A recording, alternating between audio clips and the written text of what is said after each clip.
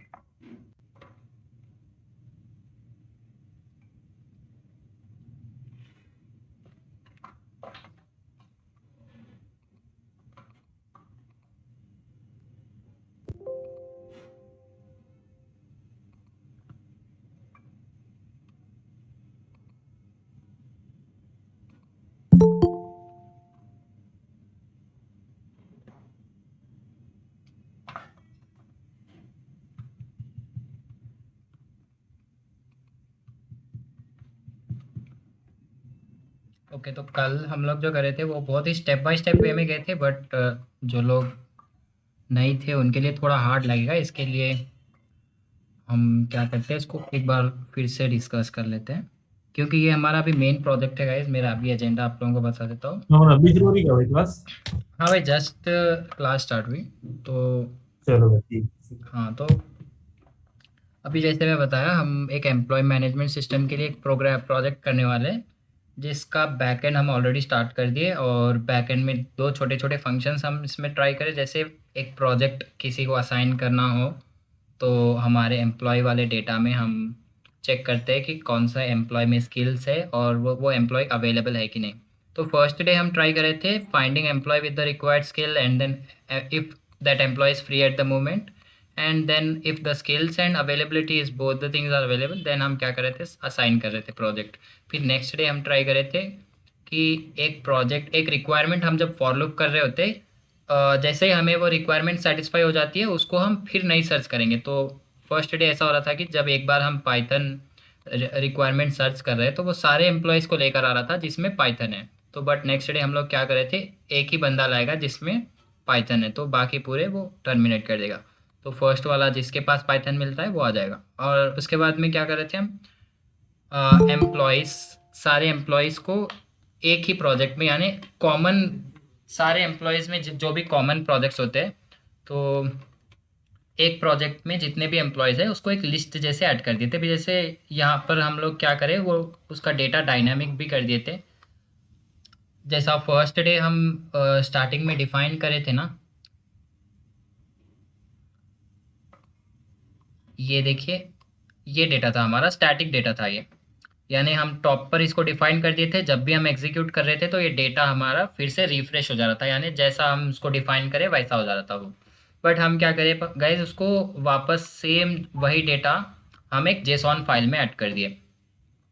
And then हम क्या कर रहे थे गाइज, एक करंट प्रोजेक्ट्स का एक डिक्शनरी बनाए थे, बिल्कुल स्टार्टिंग में, और वो डिक्शनरी क्या कर रहा था गाइस, जो भी हम प्रोजेक्ट असाइन करते हैं उसका डिटेल्स हम करंट प्रोजेक्ट्स में आ रहे थे। अब जैसे एक मेडिटेक करके मैं प्रोजेक्ट इसमें असाइन किया था, तो उस प्रोजेक्ट में कितने एम्प्लॉयज़ है और वो एम्प्लॉयज़ के डिटेल्स यहाँ पर आ रहे थे। ठीक है, तो अभी हम एक बार इसको रन कर देते हैं, मैं इसका डेमोन्स्ट्रेशन भी बता दूंगा ये कैसे वर्क कर रहा है अभी क्या है। और देखो यहाँ पर इसको मैं अगेन रन किया, ये एक्चुअली अभी कैसा है गाइस, जब ऑलरेडी वो प्रोजेक्ट अवेलेबल है तो हम एक और इसमें प्रोजेक्ट नहीं ऐड कर रहे हैं, और अगेन वो प्रोजेक्ट में जैसे ये डेविड है ऑलरेडी अवेलेबल है, तो हम क्या कर रहे हैं गाइस, उसमें ऐड नहीं कर रहे, यानी डेटा हमेशा यूनिक रहेगा। वो कैसे कर रहे हैं अभी देखिए, यहाँ पर हम जो है गाइस असाइन कर रहे हैं ना, प्रोजेक्ट असाइन करते टाइम जो जो भी स्किल्स है, जैसे अभी हम जो हमारा फॉर लूप है यहाँ पर सर्च रिक्वायरमेंट है, तो जब पहली बार हम कॉल करते हैं तो ये सर्च रिक्वायरमेंट कॉल करते हैं। तो जब हमारा सर्च रिक्वायरमेंट कॉल होता है तो हमारे एम्प्लॉय डेटा पे लूप करते हैं। तो अब देखो यहाँ पर ये एम्प्लॉय डेटा पर लूप कर रहे हैं, और यहाँ पर एक रिक्वायरमेंट पास किया बेसिकली, जैसे अभी मैं यहाँ पर क्या किया, ओनली फ्लास्क पास किया ना, और ये फ्लास्क यानी एक ही बार चलेगा फॉर लूप, जैसे फ्लास्क कॉमा पाइथन भी अगर मैं पास किया तो वो 2 बार चलेगा। तो अभी देखो यहाँ पर ये रिक्वायरमेंट पे लूप चल रहा है ना, तो यहाँ पर 2 बार फॉर लूप चलेगा, एंड देन एम्प्लॉयज़ के डेटा पे लूप करेंगे हम। अब देख रहे हैं यहाँ पर आपकी रिक्वायर्ड स्किल इन, तो that is nothing but looping through the required skill, and then second loop क्या कर रहे हैं, basically looping on the employees to find the skill. तो अभी जितने भी एम्प्लॉयज है उसमें इस पर्टिकुलर स्किल को फाइंड कर रहे हैं। जैसे फर्स्ट टाइम अभी हम लूप कर रहे थे फ्लास्क के, तो let's say required skill is nothing but flask. तो अब हम लूप करते टाइम देख रहे हैं कि रिक्वायर्ड स्किल उस पर्टिकुलर एम्प्लॉय के स्किल्स में है कि नहीं, और अब जब वो कंडीशन सेटिस्फाई होती है तो तब हम यहाँ पर लूप में इस वाले इफ कंडीशन में आ गए। अब यहाँ पर इसके अंदर हम देख रहे हैं कि उस पर्टिकुलर एम्प्लॉय का अवेलेबिलिटी टाइम कितना है। तो जैसे हम बोल रहे थे यहाँ पर हर employee per day maximum 8 hours spend कर सकता है। तो अगर हम किसी एक को प्रोजेक्ट असाइन करना चाह रहे हैं तो उसके पास अवेलेबिलिटी ऑफ टाइम कितना है देख रहे हैं, एंड देन यहाँ पर उसको हम वेरिएबल में डिफाइन कर दिए ए वी, और if the A V is greater then 0, he is having at least more than 0 hours, तो इन दैट कंडीशन अपन एक और बार इसमें चेक कर रहे हैं, if availability of time is greater than requirement time, greater than और equal to it means that अगर availability of time बंदे का 4 आवर्स है और प्रोजेक्ट असाइन कर रहे हैं हम उसको, उसमें भी हम एक रिक्वायरमेंट पास करते हैं, जैसे यहाँ पर मैं 4 आवर्स पास कर रहा हूँ, तो हम चेक कर रहे हैं कि हमें जितना रिक्वायर्ड टाइम है उतना बंदे के पास अवेलेबल है कि नहीं। अब जैसे कि यहाँ पर ये वाला इफ कंडीशन और ये वाला इफ कंडीशन एक लाइन में हो सकता था, हम इसको और थोड़ा एलॉबरेट करें इसके लिए, क्योंकि जब बंदे के पास टाइम ही नहीं है तो उसके लिए हम एल्स कंडीशन यहाँ पर लगा दिए, ही इज़ नॉट अवेलेबल करके, और यहाँ पर बट इसके लिए लगाए क्योंकि वो बंदे में स्किल तो है। यहाँ पर ये जो पहला कंडीशन है वो देख रहा है कि स्किल है कि नहीं। हाँ भाई, जब स्किल तो है बट उसके पास टाइम नहीं है, तो हम बोल रहे थे कि भाई ही इज़ नॉट अवेलेबल। तो और थोड़ा इसको एलॉबरेट करें हम, जैसे कि इसके पास टाइम तो है बट उतना टाइम नहीं है जितना रिक्वायर्ड है, तो उस कंडीशन में हम बोल रहे थे कि he can only spend this many time, यानी अवेलेबल आवर्स, कितने अवेलेबल आवर्स है इतने। और अगर ये वाला भी कंडीशन सेटिस्फाई होता है तो जब हम क्या कर रहे हैं इस असाइन कर रहे हैं प्रोजेक्ट। बट मैं जैसे आपको बोला कि जैसे ही हमको असाइन करना है कोई प्रोजेक्ट, हम उस पर्टिकुलर रिक्वायरमेंट को हमारे रिक्वायर्ड वाले लिस्ट में से डिलीट कर देंगे, यानी डिलीट कर देंगे तो हम नेक्स्ट टाइम वापस ये सेम रिक्वायरमेंट वो नहीं सर्च करेगा। ठीक है, मे भी आप लोगों के ये थोड़ा सा भी कंफ्यूजन में आ रहा होगा, बस मैं क्या करता हूँ इसको एक बार रन करके बताता हूँ और इसको फंक्शनैलिटी में देखेंगे तो और क्लियर हो जाएगा। बस इतना याद रखो यहाँ पर कि जो भी हम रिक्वायरमेंट सर्च कर रहे हैं उसको सर्चिंग लिस्ट में से रिमूव कर दे रहे, असाइन कर दे रहे प्रोजेक्ट, और प्रोजेक्ट असाइन करते टाइम हम बोल रहे हैं प्रोजेक्ट नेम, जो कि हम यहाँ से ही पास कर रहे हैं बेसिकली जब प्रोजेक्ट असाइन कर रहे होते हैं। तो प्रोजेक्ट नेम एक पैरामीटर जैसे पास कर रहे हैं, और x, x is nothing but यहाँ पर देखो गाइस, यहाँ पर जो हमारा फॉर लूप है ना, एक्स इन एम्प्लॉय, तो एक एक पर्टिकुलर एम्प्लॉय को हम बोल रहे हैं एक्स, तो ये मिस्टर एक्स और उनका रिक्वायर्ड टाइम और रिक्वायर्ड स्किल यहाँ पर हम पास कर रहे हैं इस असाइन प्रोजेक्ट वाले फंक्शन में। अभी तो अभी हमारा कोड यहाँ तक चेक कर रहा था कि स्किल है कि नहीं, अवेलेबिलिटी है कि नहीं। हाँ भाई, जब ये सब सेटिस्फाई हो गए तो अब हमारा प्रोग्राम यहाँ पर आ गया गाइस। और यहाँ पर साथ में आते आते प्रोजेक्ट नेम, एम्प्लॉय और रिक्वायर्ड टाइम एंड स्किल्स, ये चारों चीज़ें लेकर आया। और अभी देखिए एक पर्टिकुलर एम्प्लॉय के सारे डिटेल्स हम क्या कर रहे हैं, एक डिक्शनरी में ऐड कर रहे हैं। तो उसको करने के लिए हम क्या करें, पहले एक एम्प्टी डिक्शनरी यहाँ पर डिफाइन करें और उसमें नए की वैल्यू पेयर्स ऐड करना स्टार्ट करें अभी। तो उसमें पहले हम हावर एक की वैल्यू पेयर ऐड करें, जैसे हावर है और उसका वैल्यू रिक्वायर्ड टाइम। और जैसे देखिए यहाँ पर एक एम्प्लॉय है, उस एम्प्लॉय का हावर स्किल, ये दो चीज़ें हम यहाँ पर डिफाइन करें ना guys। तो यहाँ पर हावर तो एक इंटीजर है और स्किल्स मल्टीपल हो सकते हैं। इसके लिए हम क्या करें, एक लिस्ट जैसा पास कर रहे हैं, बस एक आइटम पास कर रहे हैं जो कि स्किल्स है। और अभी देख सकते हैं यहाँ पर हम क्या करें इसके बाद में, एम्प्लॉय के आवर्स जो है गाइज, यहाँ पर देखो ये EMP of employ name of hours, ये क्या कर रहा है guys, basically EMP is nothing but हमारा एम्प्लॉय का डेटा है, यानी ये जो एम्प्लॉय का मेन डेटा है, यहाँ से हम इसके -4 आवर्स कर दे रहे हैं। लेट्स से मैं 4 आवर्स इसको दूसरे प्रोजेक्ट पे असाइन करा, तो इसके जो अवेलेबिलिटी टाइम है उसमें से भी हम 4 आवर्स माइनस कर दे रहे हैं, ताकि नेक्स्ट टाइम वो दूसरे प्रोजेक्ट में असाइन ना हो जाए। इसके लिए हम क्या करेंगे गाइज, यहाँ पर देखो इसके एक्चुअल डेटा में से हम माइनस कर दिए। अब देखो यहाँ पर हम चेक कर रहे हैं, बेसिकली मैं बोल रहा था ना कि यहाँ पर हमारे जितने भी प्रोजेक्ट्स होंगे भाई वो यूनिक होंगे, ये जो है बार बार रिपीट नहीं होगा। मेडिटेक एक बार है तो नेक्स्ट टाइम हम कुछ और नया रिक्वायरमेंट ऐड करेंगे तो बस इसके अंदर एक और एम्प्लॉय ऐड हो जाएगा। और ऑलरेडी अगर एम्प्लॉय भी है तो उसका कुछ नया स्किल ऐड कर रहे हैं तो यहाँ पर ऐड हो जाएगा। तो देखो यहाँ पर हम देखते हैं इसको, यहाँ पर पहले प्रोजेक्ट नेम चेक कर रहे हैं। अगर प्रोजेक्ट नेम नहीं रहा तो if project name not in current projects, तो उस कंडीशन में हम देखो ये करंट प्रोजेक्ट्स है ना, ये करंट प्रोजेक्ट्स है, इसमें अगर प्रोजेक्ट नेम अवेलेबल नहीं है तो उस कंडीशन में हम क्या कर रहे हैं, एक नया की वैल्यू पे ऐड कर रहे हैं इसमें। अभी देखो जैसे कि यहाँ पर मैं क्या करता हूँ, एक प्रोजेक्ट ऐसा ऐड करता हूँ जिसमें वो है ही नहीं, यानी हमारे डेटा में है ही नहीं। तो सॉफ्टवेयर प्रोसेस मैनेजमेंट सिस्टम,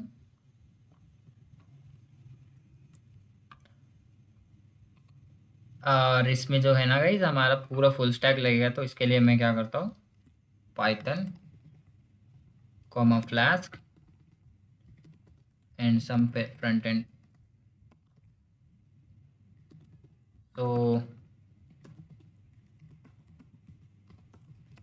तो गाइज अभी देखो बेयर मिनिमम हम इतने स्किल्स लेके चलते हैं। तो देखो पहले तो क्या है, रिक्वायरमेंट रिक्वायरमेंट रिक्वायरमेंट, यहाँ पर इसके लिए ऐसा आ रहा है गाइज देखो, HTML यहाँ पर रिमूव आए, यानी जो रिक्वायरमेंट हम ओनली सेटिस्फाई कर पाए उसी को रिमूव कर रहे हैं ना। हमारा रिक्वायरमेंट और अवेलेबिलिटी टाइम सब जब सेटिस्फाई होता है, फाइनली जब असाइन कर रहे होते हैं तो तभी रिमूव प्रिंट कर रहे हैं।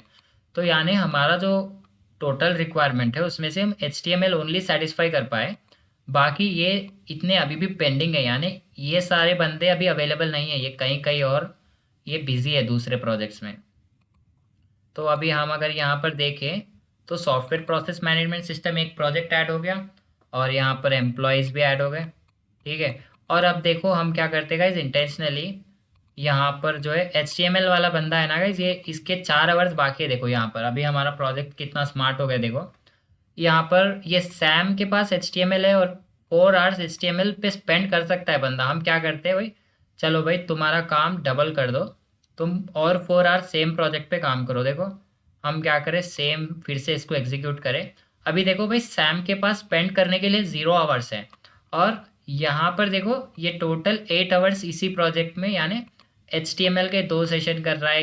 एक महीनों में क्या है ना, ओनली HTML पे ये 8 आवर्स वर्क कर रहा है। तो गाइस अभी देखो हम अगर अवेलेबिलिटी ऑफ टाइम ये बंदों का बढ़ा देते हैं, जैसे ये बंदा है ना, इसका हम टोटल 12 कर देते हैं गाइस, क्योंकि हमें 8 कर देते, पाइथन और फ्लास्क दोनों चाहिए अपने को, 8 कर देते। और ये फाइल को मैं सेव करा और अब मैं मेरा सेम रिक्वायरमेंट फिर से पास करूँगा। और अभी क्योंकि मेरा HTML फिर से मैं पास कर रहा हूँ तो वो फिर से चेक करेगा। और अब क्योंकि मेरे पास HTML वाला बंदा ऑलरेडी ऑक्यूपाइड है ना, तो अभी HTML उतना ही रहेगा, यानी 8 आवर्स मैक्सिमम। अभी इसके आगे हमारे पास HTML के बंदे नहीं है। तो और देखो लॉजिकली हम बात करें, यहाँ पर कोई भी रिक्वायरमेंट हम सेटिस्फाई नहीं कर पाए, या ऐसा लगता है कि यहाँ पर कुछ भी रिमूव प्रिंट नहीं आया। फिर भी यहाँ पर देखो कुछ भी नहीं आया, क्यों गाइस, क्योंकि यहाँ पर देखो, जब एम्प्लॉयज़ के डेटा पे हम लूप कर रहे हैं, एक तो यहाँ पर पी कैपिटल है पाइथन में, ये मैच कर लेते हैं, हाँ कैपिटल है।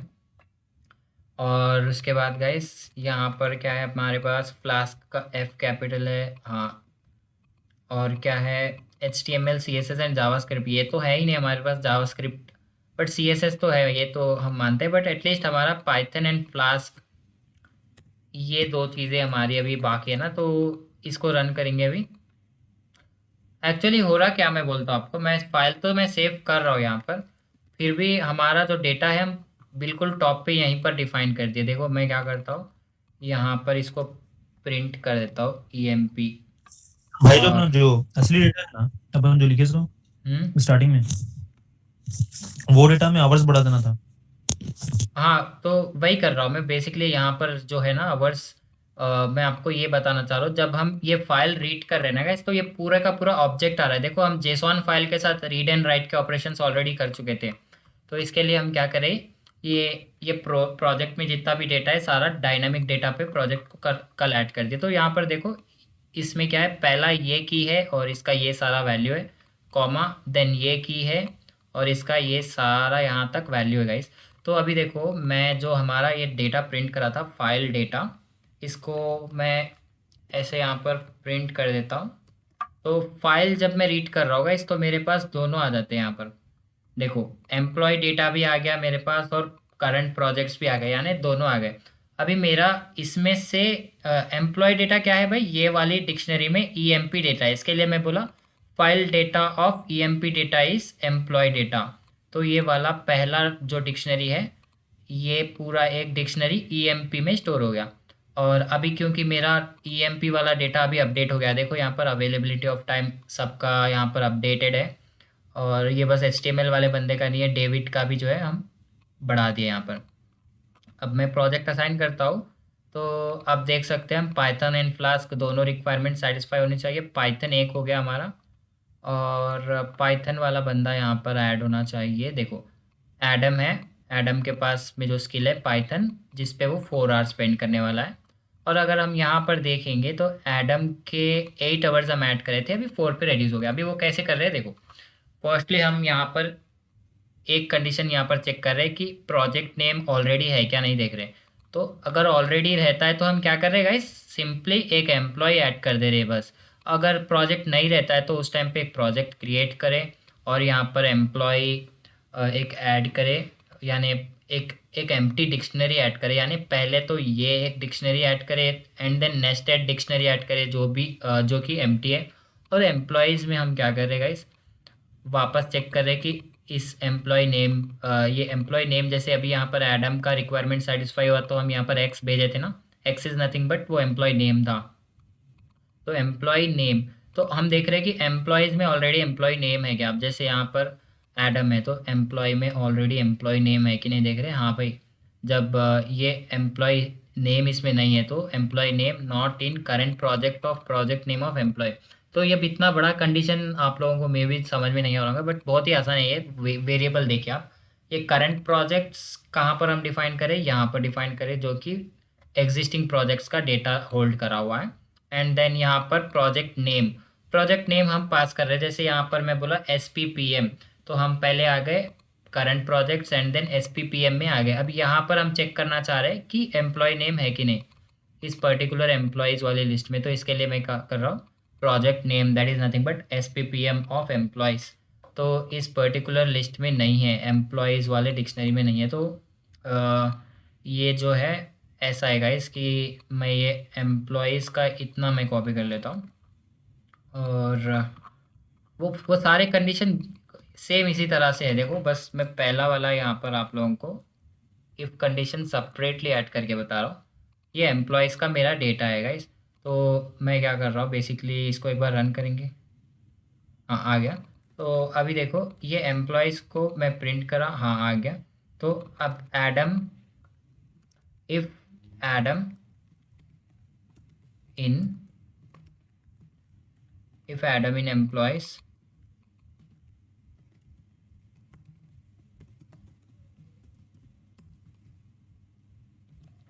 फाउंड, देखो फाउंड है ना।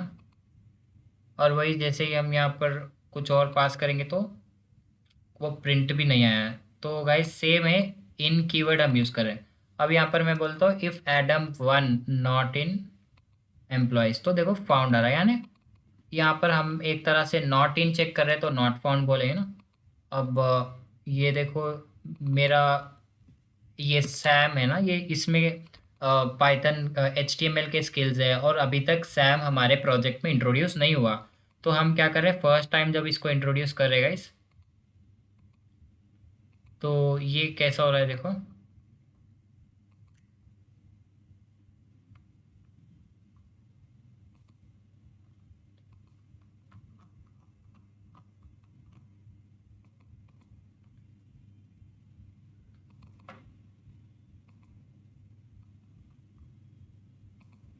हाँ, तो मैं जब इसको रीस्टार्ट किया तो सारे सेल्स वापस से एग्जीक्यूट करने हैं, नॉट फाउंड। तो if Sam not in employees बोल रहे हैं ना, तो उसी तरह हम यहाँ पर बोले कि if employ name not in current project और project name of employees, then create new employees, like यहाँ पर एक न्यू की वैल्यू पे ऐड कर रहे हैं। Employees is nothing but one dictionary and dictionary of new की विल असाइन वन की वैल्यू पेयर टू इट। तो एम्प्लॉय नेम यहाँ पर मैं जैसे डायनामिक वेरिएबल है ना हमारा, इसमें कुछ भी आ सकता है, इसके लिए मैं यहाँ पर डबल कोटेशन नहीं दिया। ये एक डायनामिक वेरिएबल है गाइस। ये एम्प्लॉयज़ ऑफ एम्प्लॉय नेम क्या करता है, जो भी एम्प्लॉय नेम होता है उसका एक नया की एंड वैल्यू पेयर ऐड कर देता है। एंड उसके डिटेल्स, अभी यहाँ पर हम स्टार्टिंग में उसके डिटेल्स बना लिए थे ना कि उसके आवर्स है, स्किल्स है, आगे हम जितने भी चाहें एम्प्लॉय डिटेल्स में यहाँ पर ऐड करें एंड देन इसको सेम ऐड कर सकते हैं नीचे। और एल्स कंडीशन में देखो गाइस, जब एम्प्लॉय ऑलरेडी है, यहाँ पर चेक कर रहे थे कि नहीं है, तो जब ऑलरेडी है तो हम बोल रहे हैं कि current projects of project name of employees of employ dot hours plus और इक्वल टू वन। तो जब एम्प्लॉय ऑलरेडी है तो उसमें कुछ आवर्स भी होंगे, तो सिंपली हम जितना और रिक्वायर्ड टाइम है उतना प्लस कर दे रहे। तो पहले 4 था तो 8 हो गया, और उसका जो स्किल्स का लिस्ट है उसमें एक और ऐड कर दिए। वैसा ही हो रहा था ना यहाँ पर। अभी देखो जैसे यहाँ पर एडम है, एडम एडम के पास और 4 आवर्स है, यानी ओनली 4 आवर्स ऑक्यूपाइड है, तो सिंपली हमारे पास उसके और 4 आवर्स यहाँ पर होंगे एडम के यहाँ 4। तो फ्लास्क हम अभी पास करेंगे ना, तो कैसा होगा कि ये 4 को प्लस और 4 ऐड कर देंगे हम उसमें, और ये वाला जो लिस्ट है इसमें अपेंड कर देंगे फ्लास्क। तो अभी देखो यहाँ पर ऐसा ही कर रहे हैं ना, रिक्वायर्ड टाइम को प्लस कर देंगे और स्किल्स के लिस्ट में एक और स्किल ऐड कर देंगे। तो ये पहला कंडीशन था गाइस, जहाँ पे ऑलरेडी प्रोजेक्ट नहीं है तो हम बना रहे। और एल्स कंडीशन में क्या है गाइस, प्रोजेक्ट है, हम एज्यूम कर रहे हैं कि भाई ये पहला डिक्शनरी है और एम्प्लॉयज़ का भी डिक्शनरी है। यहाँ तक हम एज्यूम कर रहे हैं कि हाँ भाई प्रोजेक्ट अवेलेबल है, उसमें कुछ एम्प्लॉयज़ भी है। तो इसके लिए हम डायरेक्टली चेक कर रहे हैं कि एम्प्लॉय नेम अवेलेबल है कि नहीं। तो ये कमेंट हटा देता हूँ मैं, एम्प्लॉय नेम चेक करें। अभी जैसे बोला मैं ऑलरेडी प्रोजेक्ट है तो एम्प्लॉयज़ भी होंगे, तो एम्प्लॉयज़ के अंदर अभी हमारा ये एम्प्लॉय नेम है कि नहीं देख रहे हैं। तो एक तरह से गाइज ये और ये सेम ही हुए, देखो ये और ये मैं कल मैं कॉपी पेस्ट ही किया था, ये 4 लाइन 5 लाइन जो भी है हमारे सेम है। तो गाइज ये सेम है, तो इसके लिए मैं क्या कर रहा हूँ गाइज, इसको थोड़ा सा रिड्यूस करने के लिए मैं, ये दोनों कॉमन है ना गाइज, देखो एल्स के बाद भी कोड एग्जीक्यूट होना ही है, यानी ये बस हम क्या करते हैं गाइज, इसको इफ कंडीशन के बाहर ले लेते हैं और इसको डिलीट कर देते हैं, ये 4 लाइन को। थोड़ा अभी देखो, अब यहाँ पर ऐसा होगा कि जब प्रोजेक्ट ऑलरेडी नहीं है हमारा, तो जब हम ऐड कर रहे हैं, यानी जब प्रोजेक्ट नहीं है तो उस कंडीशन में क्रिएट कर रहे हैं। बाकी टाइम तो वो जो है ना सेम ही रहेगा, यानी प्रोजेक्ट है तो बस उसमें एम्प्लॉय नेम चेक कर रहे हैं और एम्प्लॉय नेम ऐड कर दे रहे बस। तो दो जो कॉमन थे इफ़ और एल्स कंडीशन में, मैं क्या करा, उसका एल्स कंडीशन हटा दिया, यानी ये वाले इफ़ कंडीशन का एल्स कंडीशन हटा दिया, और हटा के जो दोनों में कॉमन था उसको एल्स के बाहर लिख दिया। यानी अब ये तो एग्जीक्यूट होना ही है ये। अब देखते हैं इसको रन करके, मे बी इसमें कुछ एरर आ गया हो ऐसा कुछ, तो डीबग कर लेंगे अभी के अभी। और अब देखो एक और दूसरा स्केल हम यहाँ पर पास करेंगे, जैसे एक पाइथन अभी रिक्वायरमेंट सेटिस्फाई हुआ था, तो हम क्या करेंगे यहाँ पर फ्लास्क होना चाहिए एक्चुअली, जब जब हम इसमें फ्लास्क पास कर रहे हैं और यहाँ पर ऑलरेडी फ्लास्क का कोई एक बंदा अवेलेबल है तो असाइन करना चाहिए, डेविड को असाइन करना चाहिए। बस ये डेविड को असाइन क्यों नहीं हो रहा है वो देखते हैं। तो एक बार फिर से मैं इसको रन कर देता हूँ। पाइथन सेटिस्फाई हो रहा है बट फ्लास्क कभी भी नहीं हो रहा है गाइस। यहाँ पर ये फ्लास्क नहीं होने का रीज़न, इसके लिए हम क्या करेंगे, इसको अभी डिबग करेंगे। जैसे मैं एवरी टाइम कोई एक रिक्वायरमेंट को सर्च कर रहा हूँ तो यहाँ पर टाइप प्रिंट कर रहा था ना कि रिक्वायरमेंट, अभी ये देखो करंट रिक्वायरमेंट इतना था, इसमें से पाइथन सेटिस्फाई होने के बाद हम पाइथन रिमूव कर दिए। अभी हम नेक्स्ट फ्लास्क पे आए तो ये जो कंडीशन है गाइस, यहाँ पर employ if required skill in employees, ये वाले एल्स कंडीशन में हम ऐड कर सकते हैं। जैसे ये पहला जो इफ़ कंडीशन है जिसमें हम चेक कर रहे हैं कि रिक्वायर्ड स्किल बंदे में है कि नहीं, तो उसके एल्स कंडीशन में हम टाइप कर रहे हैं ऐसे। इसको बस डिबग करने के लिए, इतना नेसेसरी तो नहीं है ये। स्किल नॉट फाउंड, और यहाँ पर हम लिखेंगे इन एक्स, या एक्स क्या है और ये स्किल क्या है हमको पता चल जाएगा गाइस। देखो अभी ये रिक्वायर्ड स्किल होगा, जैसे flask not found in this particular employ, इस तरह से वो प्रिंट होगा। तो अभी देखेंगे इसको और थोड़ा अच्छे से क्लियरली समझेंगे तो डेफिनेटली इसमें कुछ ना कुछ बग होगा जिसको अभी हम फिक्स कर सकते हैं। देखो HTML skill not found in Adam and David, इस तरह से आ रहा है। एंड देन मेरे पास जो फ्लास्क था ना गाइस, अभी देखो फ्लास्क कहीं पर भी आप लोग को फ्लास्क दिख रहा है क्या? नहीं दिख रहा ना, यहाँ पर लूप में आ रहा ही नहीं वो। जैसे यहाँ पर देखो flask, flask skill not found in David, कुछ इस तरह से तो बोलना चाहिए था उसको। देखो जैसे JavaScript skill not found in David ऐसे आ गया, और HTML skill not found in, ये फ्लास्क आ रहा ही नहीं गाइस। देखो ये फ्लास्क हम जब यहाँ पर ऐड करें तो ये आ रहा ही नहीं यहाँ पर।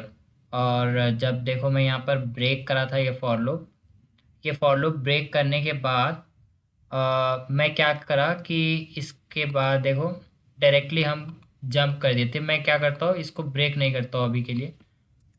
अभी ट्राई करते हैं इसको।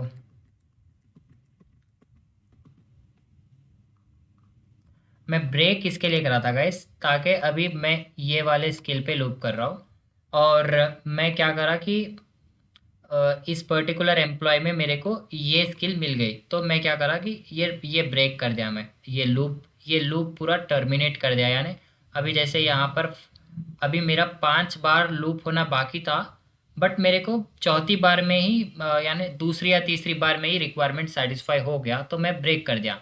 तो वो 5 बार नहीं होगा, तीसरी बार में ही ब्रेक हो जाएगा, देन वापस यहाँ पर आ जाएगा। तो अभी मेरे को इसमें एक छोटा सा बग ये मिला कि मैं जब एम्प्लॉयज़ के डेटा पे लूप कर रहा हूँ गाइस, तो मैं यहाँ पर ब्रेक ब्रेक तो कर रहा हूँ, तो अभी ये सेकंड फॉर लूप हमारा जो है वो एक पर्टिकुलर बंदे के स्किल्स पे है, तो वही बस टर्मिनेट हो रहा है। यानी हमारा जो रिक्वायर्ड स्किल है ना वो अभी भी चल रहा है, यानी वो तो अभी भी चल रहा है। हम उसको टर्मिनेट करना चाहिए अपने को बेसिकली। देखो flask skill not found in Sam, अभी आ रहा, देखो flask skill not found in Sam सब आ रहे हैं अभी। तो अब अगर हमारे ये SPPM में हम देखेंगे तो हर एक रिक्वायरमेंट को यहाँ पर हम ऐड कर दिए जो अवेलेबल है। देखो अभी हर एक स्किल जो अवेलेबल है वो ऐड कर दिए हम, और जावास्क्रिप्ट क्योंकि अवेलेबल नहीं है वो भी हम प्रिंट करवा रहे हैं यहाँ पर। और पेंडिंग जो हमारा फाइनल पेंडिंग होता है यहाँ पर आ जाता है जो रिक्वायरमेंट है। तो अब देखो गाइस, मैं जैसे बोला ये एक फॉर लूप हमारा जो है बाद में आना चाहिए। जैसे ये पहले हम एम्प्लॉयज़ के स्किल्स पे लूप करेंगे और उसके बाद में हम लूप करेंगे हमारे रिक्वायर्ड स्किल पे, यानी हर एक एम्प्लॉय में हम चेक करेंगे कि वो रिक्वायर्ड स्किल है कि नहीं। तो इस तरह से हम इसको अवॉइड कर सकते हैं। जैसे हाँ, तो ये वाला अभी प्रिंट स्टेटमेंट भी हटा देता हूँ मैं, जब बस जस्ट हम क्या कर रहे हैं यहाँ पर भी पास कर रहे हैं, यानी एल्स डू नथिंग। यहाँ पर जो है ना इफ़ कंडीशन ये है else do nothing, if condition ये है एल्स डू नथिंग, यानी पास हो जा रहा है वहाँ से बस, और कुछ नहीं कर रहे हैं हम। तो अब देखो मैं क्या कर रहा हूँ, एक मेरा एम्प्लॉय है, उस एम्प्लॉय के सारी स्किल्स पे मेरे को लूप करना है। तो मैं कैसे कर रहा हूँ यहाँ पर, for required skill in required if employee of X of, so उस वही बात हुई, बस अपने को क्या करना था कि उस पर्टिकुलर स्किल को टर्मिनेट करना था। यहाँ पर देखो, expected and indented block in this print requirement, तो जब मैं यहाँ पर फॉर लूप इंटरचेंज किया था तो वो एक रह गया। तो अभी इसको रन करेंगे, इसको भी प्रिंट इज़ नॉट डिफाइन करते ये। हाँ तो अभी यहाँ यहीं पर एरर है अपने को गाइस, ये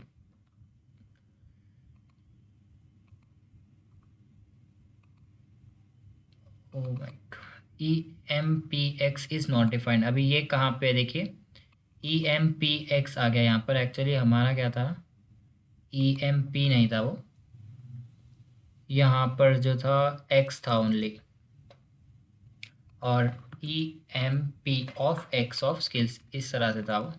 तो employ of employ name of skills,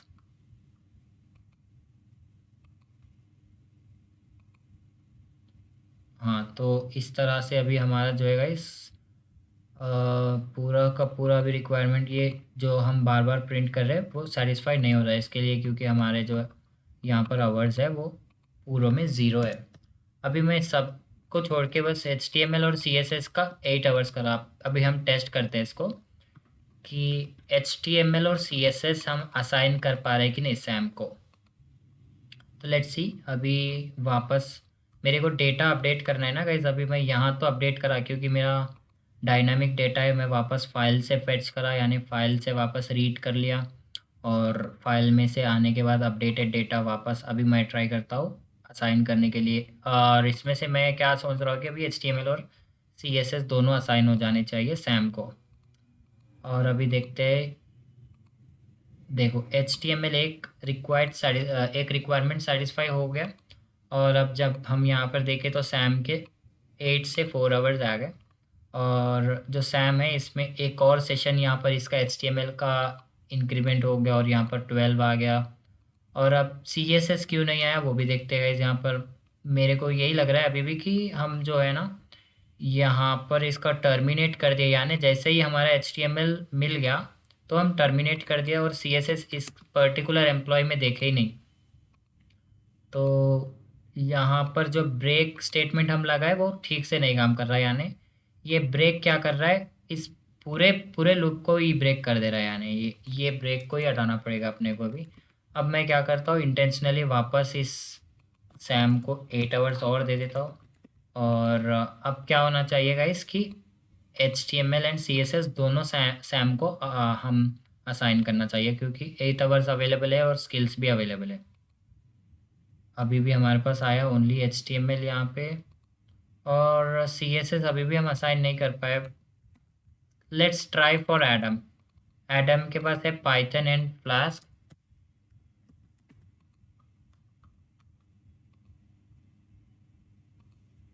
तो यहाँ पर देखो, आज ज़्यादा कुछ तो हमको सीखने को नहीं मिला, बट लॉजिकली हम क्या कर रहे हैं, इस प्रोग्राम को डीबग करने के लिए ट्राई कर रहे हैं।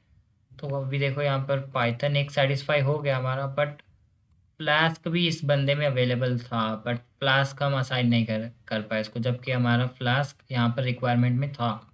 तो वो क्या करना था कि फ्लास्क इसको असाइन करना था। अभी मैं जैसे बोल रहा हूँ आपको, इसमें एक एरर ऐसा है कि इसका फर्स्ट आइटम ओनली हम असाइन कर रहे हैं, सेकेंड आइटम चेक भी नहीं कर रहे हैं।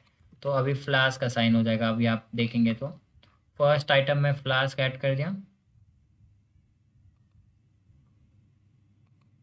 तो फ्लास्क ऐड हो गया।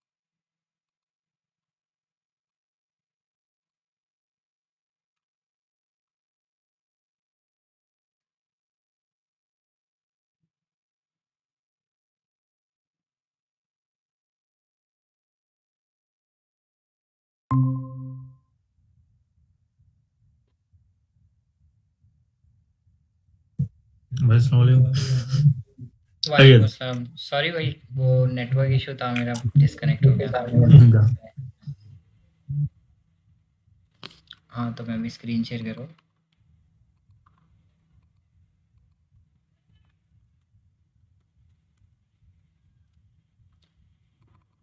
तो मैं यहाँ पर क्या करा, लास्ट में जो रिक्वायरमेंट रह गए उसका पेंडिंग करके यहाँ पर प्रिंट कर रहा हूँ का 8 करते हैं। और इसमें से जो है पाइथन एंड फ्लास्क हमारी रिक्वायरमेंट में है, तो ये दोनों हम चाह रहे हैं कि डेविड को असाइन कर दिए जाए। और असाइन करने के लिए पहले मैं अपना डेटा रिफ़्रेश कर लिया, और फंक्शन तो वैसा ही रहेगा, बस इसको एग्जीक्यूट करना है। तो ये वाला मैं डिलीट कर सकता हूँ क्योंकि जस्ट फॉर प्रिंटिंग है, बस ये वाला प्रिंट कर देते हैं। तो देखो, एक पाइथन ओनली रिक्वायरमेंट सेटिस्फाई हो रहा है यहाँ पर, और पेंडिंग इतने हैं। बस मेरे को ऐसा लग रहा है गाइस, ये टर्मिनोलॉजी है ना, ये हमारा ये जो स्ट्रिंग है, ये मैच नहीं हो रहा है। देखो, जैसे मैं यहाँ पर बोलता हूँ पाइथन फ्लास्क, कुछ हमारा जो चेक करते टाइम हो रहा है ना, वो वही वैसा ही आ रहा है। जैसे यहाँ पर मैं बोल दिया पाइथन हाइफन फ्लास्क, और अब हम रिक्वायरमेंट में ये पास करेंगे पाइथन फ्लास्क। मैं चेक कर रहा था कि कोड में गड़बड़ है या फिर हमारा जो है ना लॉजिक में गड़बड़ है। बस क्या है ना, डेटा में गड़बड़ है गाइस यहाँ पर। देखो, अभी रिक्वायरमेंट में हम क्या पास करेंगे, पाइथन फ्लास्क।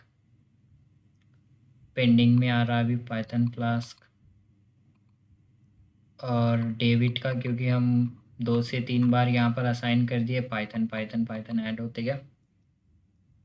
तो वही नहीं, यहाँ पर एक छोटा सा ये एक रह गया हमारा कि ये जब रिक्वायरमेंट हम चेक कर रहे हैं तो ये क्यों सेटिस्फाई नहीं हो रहा है। तो अभी सेटिस्फाई कहाँ पर हम चेक कर रहे हैं, जैसे ये एम्प्लॉयज़ पर लूप कर रहे हैं और ये रिक्वायर्ड स्किल्स पर लूप कर रहे हैं। और पहले हम देख रहे हैं if required skills in employ of skills. और जब हम एम्प्लॉय ऑफ स्किल्स पर देख रहे हैं तो ये वाला है ना, हम तो यहाँ पर मैं एक बड़ा सा प्रिंट ऐड कर देता हूँ, जैसे एटलीस्ट मेरे को ये पता चलेगा कि ये वाले फॉर लूप के अंदर हम आएगी नहीं। तो SKILL स्किल फाउंड, और यहाँ पर देखो गाइस कौन सा स्किल है वो जो फाइंड कर लिए हम, यहाँ पर प्रिंट कर देंगे। अभी तो फ्लास्क ये फाइंड हो रहा कि नहीं, ये हमको जब पता चल जाएगा। जहाँ तक मेरे को दिख रहा है गाइस, ये डेटा में ही हमारा प्रॉब्लम आ रहा है, क्योंकि वो एक पर्टिकुलर स्ट्रिंग को हम नहीं फाइंड कर सक रहे ना। इस पर्टिकुलर स्ट्रिंग को हम नहीं फाइंड कर सक रहे यहाँ पर। तो मेरा जो अपडेटेड प्रोग्राम है इसको हम फिर फाइल से में 0 है आवाज। 0 है कहाँ पे, यहाँ पे। Okay okay.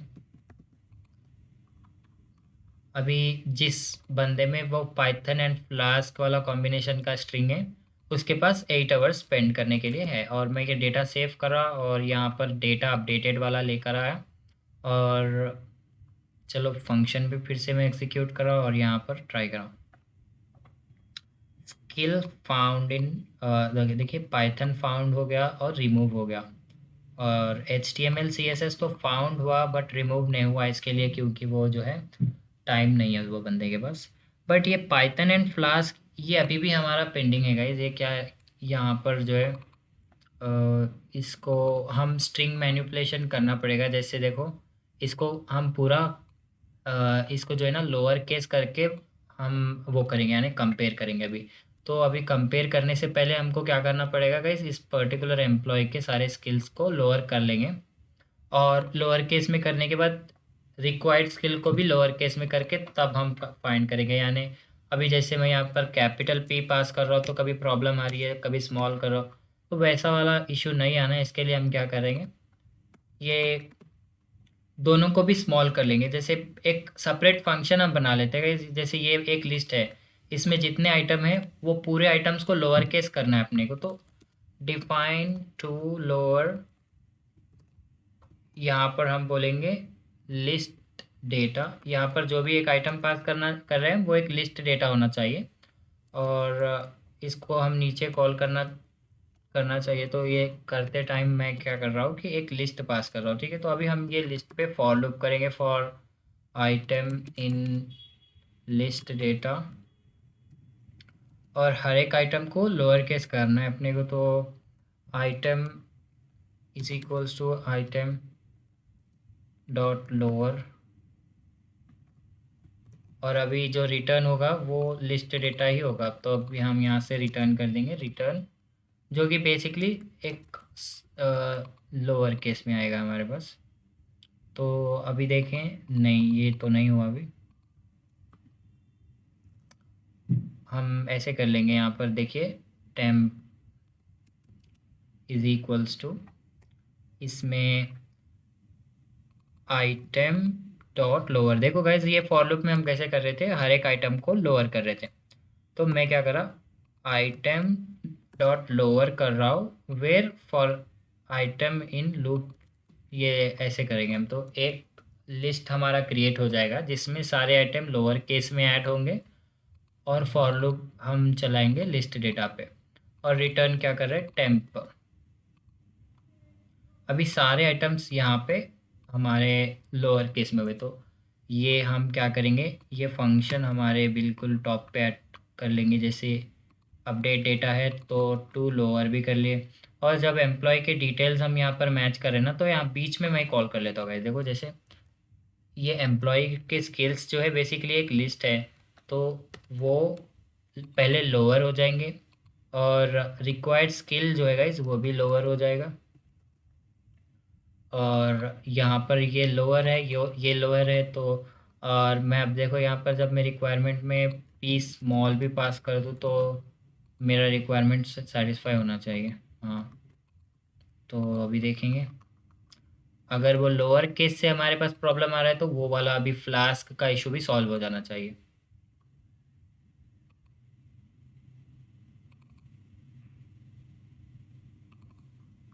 यहाँ पर गलती से एक ई कट हो गया बस।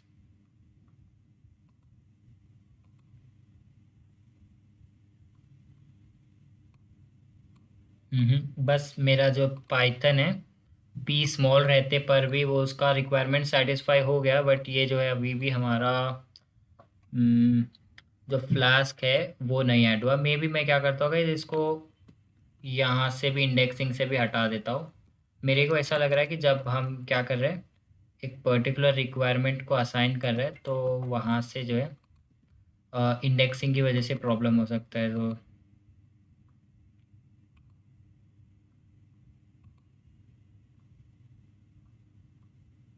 तो देखिए अब आया हमारे पास स्किल फाउंड। अब आया क्यों बोलो, यहाँ पर ये फर्स्ट इंडेक्स पे था। जब पाइथन मिल रहा है तो हमारा प्रोग्राम कुछ इस तरह से बिहेव कर रहा है कि उसके बिल्कुल नेक्स्ट वाला आइटम हम चेक ही नहीं कर रहे, ऐसा कुछ। मैं बस वो जो रिक्वायरमेंट है वहाँ पर उसको मैं थोड़ा सा डेटा आगे पीछे करा तो वैसा आ गया, वो देखेंगे अभी। और अब जो है हमारा पाइथन एंड फ्लास्क का रिक्वायरमेंट भी सेटिस्फाई हो गया, और ये बंदे का यहाँ पर ऐड हो गया गाइस। तो अभी देखो आप कि हम जो कर रहे थे इसमें बेसिकली एक आइटम अपेंड कर रहे थे जब एडम ऑलरेडी अवेलेबल है, तो वो क्या हुआ ना, अभी पाइथन एंड फ्लास्क है। तो इस तरह से हमारा कोड और भी थोड़ा सा स्ट्रांग हो गया। आज जब जब हम इस पे वर्क करें तो इस पे ये वाले लाइंस जो दोनों इफ एल्स कंडीशन में कॉमन थे, तो हम क्या करें, ओनली इफ कंडीशन के बाद में ऐड कर दिए। तो इस तरह से ये जो कॉमन है वो तो एग्जीक्यूट होना ही है दोनों कंडीशन में, इसके लिए बाद में रख दिया इसको। तो इतना हम इसको एग्जीक्यूट करें आज कि आपको तो ये समझ में आ ही गया होगा इसका पूरा प्रोसेस फ्लो कि ये कैसा वर्क कर रहा है, अभी क्या है।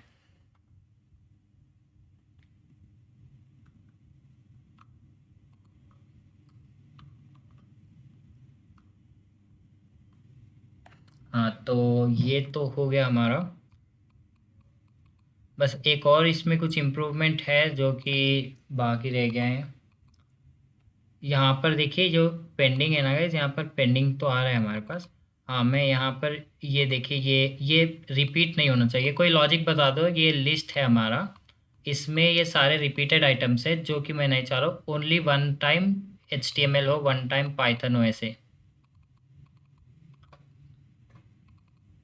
ये एक छोटा लॉजिक बता दो। और एक एक बंदा डेली के 8 आवर्स ही स्पेंड कर सकता है ना, तो एक ऐसा लॉजिक बता दो कि ये बंदा जब 8 आवर मैक्सिमम स्पेंड कर रहा है तो इसको क्या है ना, अभी हम और असाइन नहीं करेंगे। जैसे HTML ऑलरेडी 8 आवर वो कर रहा था, तो हम करते गए तो यहाँ 20 आवर तक आ गया इसका।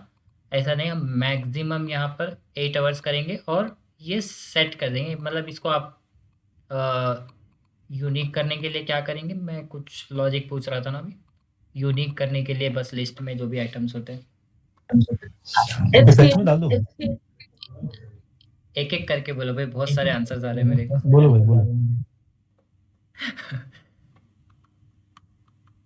हाँ बढ़िया, आप बोलो। बोलो भाई, कोई बोले। अच्छा मैं बोलूं। वो जो डाल दे इफ स्टेटमेंट में उसमें डाल दो, एक लिमिट रख दो, डाल दो हाँ मैक्सिमम 8 आवर की।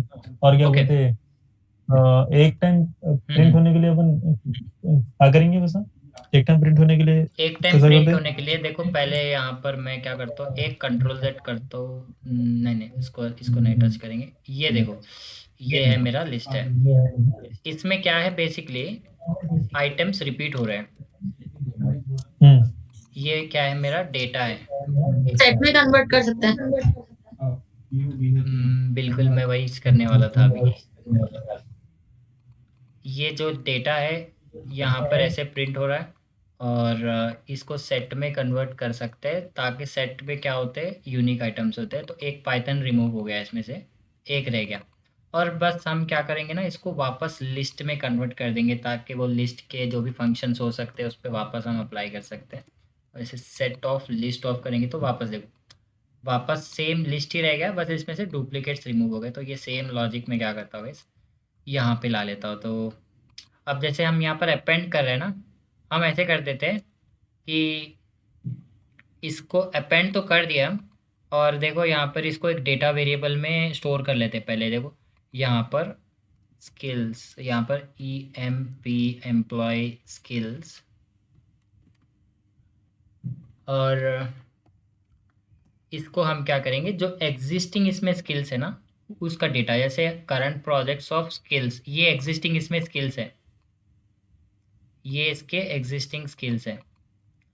तो ये सारे एग्जिस्टिंग स्किल्स आ गए। और इसके बाद में हम क्या बोल रहे हैं भाई, वो एक लिस्ट है जिसमें हम एक और स्किल ऐड करना चाह रहे हैं, ऐड कर दिए। करने के बाद इस एम्प्लॉय के जो स्किल्स हैं, इसका जो डेटा रहेगा, यानी जो अपडेटेड डेटा रहेगा, वो रहेगा एक list of, set of employ skills रहेगा। तो पहले हम जो उसके एग्जिस्टिंग डेटा है उसको एक वेरिएबल में स्टोर करें, ताकि उसको सेट में कन्वर्ट कर सके। जनरली जस्ट अपेंड कर रहे तो वो उसको हम सेट में नहीं कन्वर्ट कर सक रहे थे, इसके लिए यहाँ पर हम इसको अपेंड करें। और अब देखेंगे इसको रन करके। और एक और लॉजिक आप बता रहे थे ना भाई, कि हम यहाँ पर इफ़ कंडीशन में ये चेक करेंगे कि ये बंदा ऑलरेडी जब 8 आवर्स स्पेंड कर रहा है इसमें, तो वो लेवल पे भी उसको हम रिजेक्ट कर देंगे। तो यहाँ पर हम चेक कर रहे थे कि अवेलेबल है कि नहीं। हाँ भाई, यहाँ पर अगर अवेलेबल है, यानी यहाँ पर जब अवेलेबल है। रेंज डाल सकते हैं, जी लाइक रेंज डाल सकते हैं, 8 आवर्स बोल तो रेंज डाल सकते हैं ना, लाइक इफ इफ लूप में रेंज डालते हैं फॉर शायद। लूप में नहीं। ओके, हाँ बिल्कुल, वो फॉर लूप में ही करेंगे हम। एक बार ये पहला वाला कंडीशन चेक कर लेंगे, ये तो और भी अच्छा हो जाएगा हमारा दिखने में डेटा, और रिपीटिंग उतना ख़ास नहीं दिख रहा ना। तो ये अगर अभी हम चेक करें तो फ्लास्क आ गया है, इसमें सब कुछ आ गया। तो अब देखें तो डेटा अपडेट होना चाहिए था, नहीं मेरे ख्याल से कुछ एरर है या तो कुछ है। अभी हमारा कोड एग्जीक्यूट हुआ, क्यों नहीं आया ये तो हम अभी डिलीट कर सकते हैं, क्योंकि सेट में कन्वर्ट करने के लिए ये हम राइट करे थे यहाँ पे।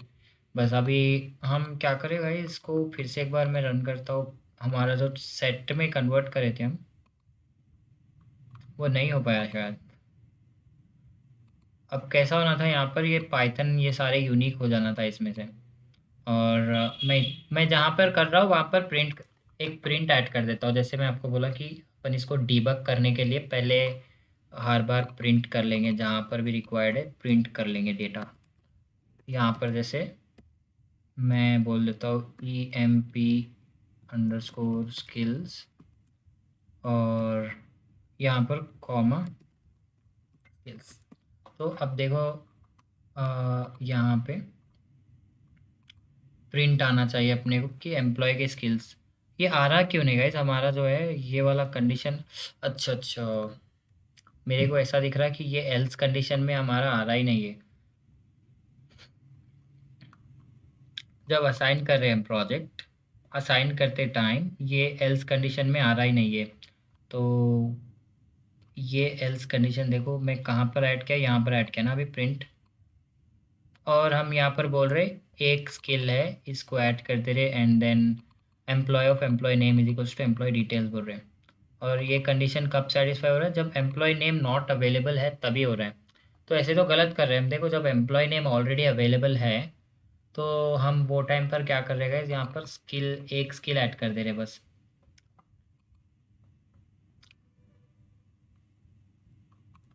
देखो यहाँ पर मैं लिख देता हूँ,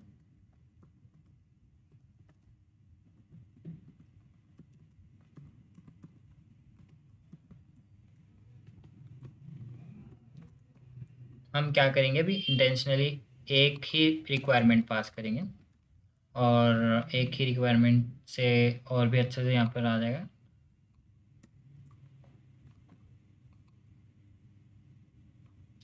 गाइस वो प्रिंट स्टेटमेंट्स क्यों नहीं आ रहे अभी? मेरा देखो इफ़ भी नहीं आया ना यहाँ पर अभी, देखो इफ़ और एल्स दोनों भी प्रिंट नहीं हो रहे वो।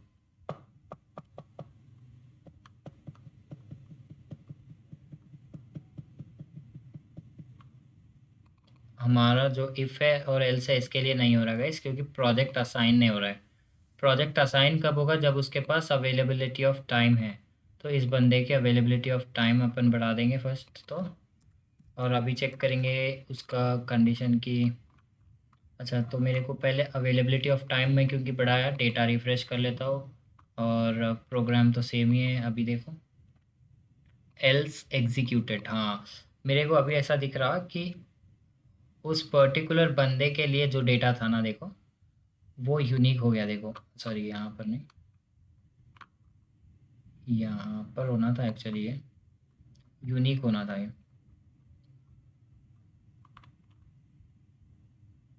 हाँ तो यहाँ पर ये यूनिक इसके लिए नहीं हुआ गाइस, क्योंकि यहाँ पर ऑलरेडी एक पी कैपिटल है और एक पी स्मॉल है गाइस। ये हो गया यूनिक, एक तरह से हम बोल सकते हैं कि ये यूनिक हो गया, क्योंकि हम बाद में इसका जो है ना गाइस, ये पी स्मॉल यहाँ पर कभी पास किए थे, कभी पी कैपिटल पास किए थे, इसके लिए ये इसका तो सारा डेटा यूनिक हो गया। और जब जब भी हमारा कोई और रिक्वायरमेंट यहाँ पर सेटिस्फाई होगा, जैसे अभी मैं क्या करता हूँ intentionally H T M L यहाँ पर पास करता हूँ, और एच टी एम एल वाले बंदे का टाइम भी बढ़ा देता हूँ। और अभी अपने को एक छोटा प्रोग्राम ये भी लिखना है प्रोजेक्ट डिलीट करने का, यानी अभी ये प्रोजेक्ट असाइन हो गया, इसको डिलीट कब करेंगे हम वो भी कर देंगे। अभी एक छोटा सा फंक्शन है बस डिलीट करने के लिए, और डिक्शनरी में से की वैल्यू पेयर्स रिमूव करने के लिए क्या फंक्शन होता है कोई याद रख लो बस। तो मैं तब तक क्या करता हूँ, इसमें एक H T M L skill requirement pass कर देता हूँ, और बस हमारा आज का सेशन उसके साथ ख़त्म हो जाएगा। जस्ट रिमूव फंक्शन ऐड कर देंगे। तो एच टी एम एल मैं क्योंकि अभी स्मॉल पास करूँ या कैपिटल पास करूँ फ़र्क नहीं पड़ता, क्योंकि मेरा प्रोग्राम अभी इतना तो स्मार्ट है कि उसको मैनेज कर लेगा। तो skill found and pending is also, क्योंकि मैं यहाँ पर अभी इसको जो है गाइस डेटा को अपडेट नहीं किया होगा, और अभी देखो मैं कैपिटल में एच टी एम एल पास किया। और अगर हम यहाँ पर देखें इसका जो आउटपुट है, हमारे ये भी सारे यूनिक हो गए। बस इतना है गाइस कि ये जो यूनिक चेक कर रहा है, ये यहाँ पर केस सेंसिटिव है, ये small H T M L है, ये कैपिटल वाला एच टी एम एल है, क्योंकि ऐसे तो बाद में नहीं होगा। हम क्या है ना, अब यहाँ पर डिफरेंट डेटा पास कर रहे हैं, वो बाद में तो ऐसा नहीं होगा। हम हमारा जब एक बार स्टैंडर्ड बन जाएगा तो वो सेम हम पास करेंगे, यानी एच कैपिटल बाकी के सारे स्मॉल, तो वो एक स्टैंडर्ड बन जाएगा। तो इस तरह से हम क्या करें, इसमें यूनिक रख रहे हैं और बाकी इसमें से हटा रहे हैं। बस एक डिलीट प्रोजेक्ट का हम फंक्शन बना देते हैं यहाँ पर, डिलीट प्रोजेक्ट। जैसे डिलीट हो या फिर कंप्लीट हो तो हम क्या करेंगे, डिलीट कर देंगे। तो यहाँ पर डिलीट प्रोजेक्ट क्या करेगा गाइस, बेसिकली प्रोजेक्ट नेम लेगा, प्रोजेक्ट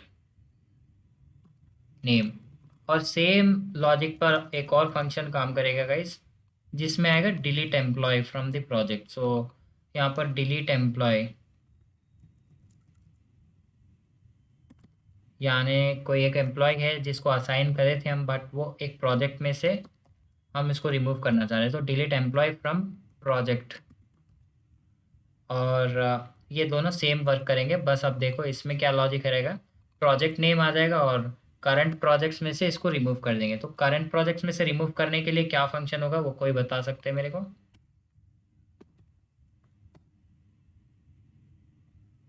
delete डिलीट।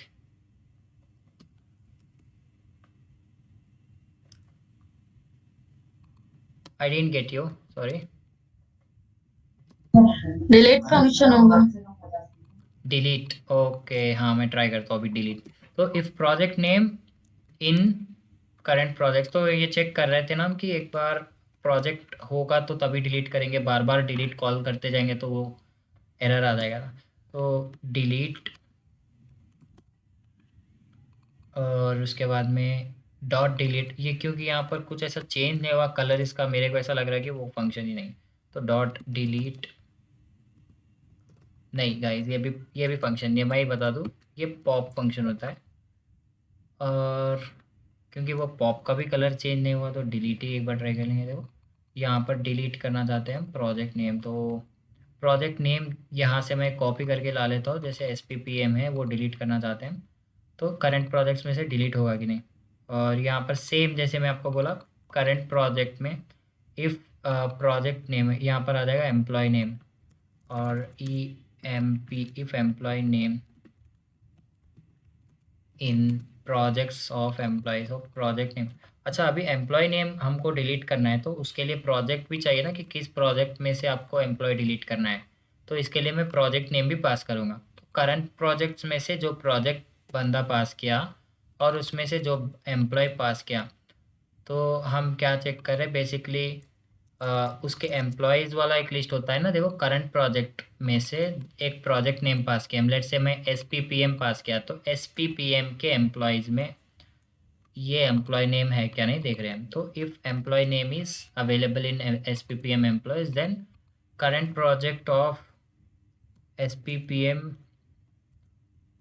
और डॉट, नहीं पहले तो हम पास करेंगे एम्प्लॉयज़, क्योंकि उसके अंदर भी हमारा एक एम्प्लॉयज़ का डिक्शनरी है जिसमें ये एम्प्लॉय है। तो एम्प्लॉयज़ डॉट, यहाँ पर वो सेम लॉजिक हम पास करेंगे जो यहाँ पर अभी ट्राई करने वाले हैं। तो पहले ये एक पहले एग्जीक्यूट कर लेते हैं। अभी मेरा फंक्शन डिफाइन हो गया डिलीट प्रोजेक्ट, और डिलीट करने के लिए प्रोजेक्ट नेम जैसे मैं यहाँ पर पास कर देता हूँ SPPM। तो देखो गाइज अभी ट्राई करते हैं ये डिलीट हुआ कि नहीं। नो। अभी जब हम इसको डिलीट कर रहे हैं, उसको फाइल में अपडेट करने के लिए हम ये एक फंक्शन रखे थे गाइस, अपडेट डेटा, जो कि ये करंट वेरिएबल जो भी होता है वापस फाइल में राइट कर रहा था। और हम क्योंकि अगर फाइल में डेटा को अपडेटेड देखना चाह रहे हैं, तो यहाँ पर इसको अपडेट भी कर देंगे। नो गाइस, तो SPPM में डिलीट नहीं हो रहा है, तो कुछ और ट्राई करते हैं। जैसे पॉप फंक्शन हम काफ़ी बार ट्राई करे हुए हैं कि पॉप लिस्ट में से भी रिमूव करता है आइटम और डिक्शनरी में से भी। और अपडेटेड डेटा हम इसमें देखें तो ये SPMS है, तो यहाँ पर मैं डेटा ही गलत पास करा था, तो चलो डिलीट फिर से ट्राई करता हूँ। तो यहाँ से डिलीट क्या करेंगे, SPMS है। अब आया देखो guys, delete dict object has no attribute delete, तो DELETE, तो पॉप ही वर्क करेगा मेरे हिसाब से। तो अभी पॉप ही ट्राई करना चाहिए अपने को। हो गया पॉप।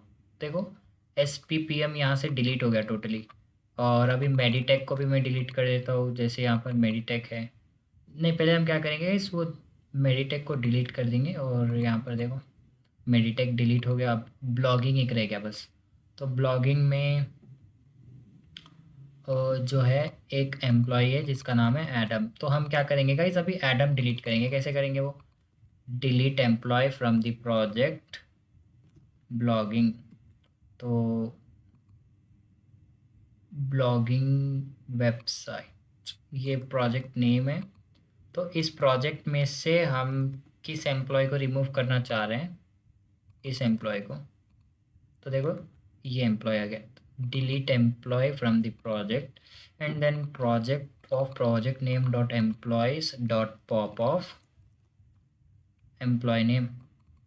तो एम्प्लॉय नेम सेकेंड पैरामीटर है यानी Adam, project name first parameter है यानी ब्लॉगिंग वेबसाइट। तो अब देखेंगे इसको डिलीट करने के बाद डेटा अपडेट कर देंगे फाइल में। तो अभी देखें यहाँ पर एडम डिलीट हो गया। तो गाइज़ ये बहुत ही अच्छी बात है। अब मैं जैसे यहाँ पर कुछ और रिक्वायरमेंट पास करते जाऊँगा तो न्यू एम्प्लॉयज़ ऐड होते जाएंगे। जैसे यहाँ पर मैं 8 आवर्स पास किया और कोई प्रोजेक्ट असाइन करना है, जैसे HTML है ना, HTML वाले बंदे को भी 8 आवर्स यहाँ पर ऐड कर देता हूँ। और अभी न्यू प्रोजेक्ट ऐड होता हुआ देखेंगे, इसमें पाइथन है और SPMS वापस में सॉफ्टवेयर प्रोसेस मैनेजमेंट सिस्टम। देखो ये HTML एंड पाइथन का मैं डेटा अभी मैं बैकएंड में तो अपडेट करा, बट मेरे कोड में वो वेरिएबल अपडेट नहीं हुआ था गाइस। इसके लिए मैं डेटा रिफ्रेश करा और अभी देखो दोनों आ गए। और अभी क्योंकि हमारे पास एक ही था ब्लॉगिंग जिसमें एक भी एम्प्लॉयज़ नहीं थे, और हमारा SPPM एक नया ऐड हो गया यहाँ पर जिसमें एम्प्लॉयज़ है, एडम के 4 आवर्स है जिस पे पाइथन पे वर्क कर रहे हैं, सैम के 4 आवर्स HTML पे वर्क कर रहे हैं। तो अभी हम सिंपली रिमूव करना चाह रहे हैं, ब्लॉगिंग को कम्प्लीटली रिमूव ही कर देना चाह रहे हैं, यानी ये प्रोजेक्ट चल ही नहीं रहा है, अब इसके एम्प्लॉयज़ ही नहीं है हमारे पास, इसको डिलीट करना। तो सिंपली मैं क्या करूँ, delete and then update data. देखो गाइज इसमें से वो डिलीट हो गया। तो अभी डेटा को मैनेज करना भी सीख रहे हैं। बेसिकली यहाँ पर एक प्रोजेक्ट को क्रिएट कर रहे हैं, डिलीट कर रहे हैं, एम्प्लॉय ऐड कर रहे हैं, एम्प्लॉय डिलीट कर रहे हैं। बस हमारा जो डेटा है उसको मैनेज नहीं कर रहे, यानी अभी हमारा जो डेटा है इसको मैनेज करने का टास्क मैं आप लोगों को देता हूँ। और आज का बोनस पॉइंट क्या है गाइस, अब हमारा जो है ना ये इसमें गिटहब में हम सेटअप कर लेंगे, बिल्कुल इनिशियलाइज कर लेंगे अभी हमारा रिपोजिटरी। तो देखो ये पर्सनल डेटा मैनेजमेंट जो है ना, यानी ये जो कंपनी का डेटा है ये आप लोग मैनेज करेंगे। अभी जैसे मैं प्रोजेक्ट में ऐड कर रहा था नया प्रोजेक्ट और रिमूव कर रहा था, उसी तरह आप एक लॉगिन या रजिस्टर वाला ही ले लो। चलो अब कोई नया बंदा रजिस्टर करता है एडम, तो उससे आप पूछेंगे स्किल्स कौन सी है और डेली कितना आवर्स वो स्पेंड कर सकता है। वो दोनों इनपुट लेंगे और एम्प्लॉय डेटा में उसका नाम एंट्री कर देंगे और उसके डिटेल्स एंट्री कर देंगे। तो उसका एक छोटा सा टास्क यहाँ पर हम ऐड कर देते हैं। कोई नहीं, अगर नहीं होता है या फिर कोड में एरर भी आ गया तो कोई प्रॉब्लम नहीं है, गिटहब में बैकअप पूरा रहता है। इस बैकअप में डे 1 का भी ले सकता हूँ डेटा, तो वर्जन कंट्रोल पूरा होता है इसमें। तो यहाँ पर क्रिएट ए फंक्शन, तो ऐड एम्प्लॉयज़, और कल से तो बेसिकली हम फ्रंट एंड शुरू करने वाले, थोड़ा थोड़ा सा बिल्कुल फ्रंट एंड भी इसका शुरू करने वाले। तो ये क्या है ना, पैरेलली रखेंगे हम। अभी पाइथन हम जो इसका बैक एंड डेवलप कर रहे हैं इसको पैरेलली रखते हुए फ्रंट एंड के कॉन्सेप्ट्स बिल्कुल स्लोली स्टार्ट कर देंगे, यानी स्टेप बाय स्टेप हम दोनों को पैरेलली कर लेंगे। तो पहले आप यहाँ पर एक चीज़ ये करना कि यूज़र डेटा में यानी EMP डेटा में add new employees, add and remove. अभी कितना आसान है आप लोग ही देख लेना। यहाँ पर एक पर्टिकुलर डेटा को रिमूव करना और ऐड तो ऐसे ही हो जाता है जैसे वो नया की वैल्यू पे असाइन करते, बस चेक करना है एक बार कि वो है कि नहीं ऑलरेडी। तो add and remove employee in EMP data, और EMP से आप लोगों को ये समझ में आ रहा होगा, EMP अंडरस्कोर डेटा यहाँ पर है, EMP अंडरस्कोर डेटा ही ले लेता हूँ। तो EMP डेटा में ऐड एंड रिमूव कर दिया, बस इतना सा छोटा सा ही टास्क है, ऐड और रिमूव कर देना है। तो इससे क्या हो जाएगा, ये वाला डेटा भी मैनेज हो जाएगा। जैसे मैं यहाँ पर बार बार आके यहाँ पर ये कर रहा हूँ ना, ये मैनुअली कर रहा हूँ ना, बस ये मैनुअली नहीं, बस मैं वहाँ से भी ऐड कर सकता हूँ को, कहाँ से, हमारे फंक्शन से। तो ये वाले फंक्शंस भी मैं क्या करता हूँ इस टॉप पर लेकर चले जाता हूँ बिल्कुल हमारे इस वाले फंक्शंस के लिस्ट में। देखो अभी हमारा ये पूरा बैक एंड रेडी हो रहेगा इस पूरे प्रोजेक्ट का, हमारे जस्ट इसको फ्रंट एंड कनेक्ट करना है और ये जो भी फंक्शंस है फ्रंट एंड से ट्रिगर कराने हैं हमको। और जो भी इनपुट ले रहे हैं हम, जैसे यहाँ पर ये एक इनपुट है, बस हमारे अभी पूरे प्रोजेक्ट में कितना यूज़र इनपुट है, बस इतना सा यूज़र इनपुट है प्रोजेक्ट असाइन करने के लिए। फ्रंट एंड से हम ये दो वैल्यूज़ लाएंगे। यूज़र टाइप करेगा फॉर्म में, सबमिट करेगा, जो अपडेटेड डेटा रहेगा वो भी हम फ्रंट एंड में डिस्प्ले कराएंगे। और ये जो प्रिंट यहाँ पर आ रहा ना गाइस, इसको भी फ्रंट एंड में डिस्प्ले कराएंगे, यानी वो उसका अलर्ट बताएंगे हम कि हाँ भाई आपका प्रोजेक्ट असाइन हुआ या नहीं हुआ, कि आपके रिक्वायर्ड स्किल मिले कि नहीं मिले। ये सारे इन्फॉर्मेशन यहाँ जो प्रिंट कर रहे सेम फ्रंट एंड में करेंगे। तो गाइस एक तरह से हम जो है बिल्कुल राइट डायरेक्शन में अभी। और जैसे हम स्लोली स्लोली हमारा फ्रंट एंड स्टार्ट कर देंगे, स्टैटिक डेटा पे काम करेंगे एंड देन उसको भी डायनामिक कर देंगे। जैसे प्रोग्राम में करे थे हम पहले स्टैटिक डेटा पे स्टार्ट करें एंड देन डायनामिक कर दिए थे उसको। तो आपका टास्क तो समझ में आ गया होगा ना, इसमें कुछ डाउट हो तो बोलो।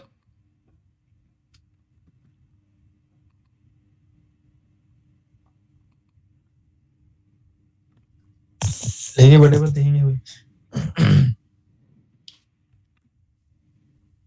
ओके, तो अभी देखो आप लोग, क्योंकि संडे है, चाहे तो आप लोग भी जैसा दूसरे लोग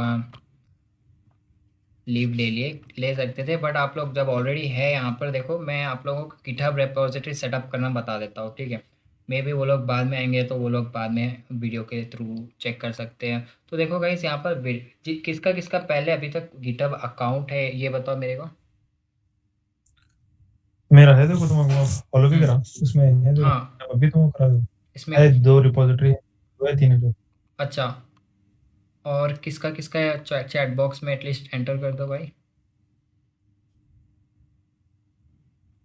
तो बहुत ही वर्क यहाँ से आसान हो जाएगा हमारा, यानी डाउनलोड करना, अपलोड करना, ये सब कुछ हम ऑटोमेट कर देंगे अभी यहाँ से।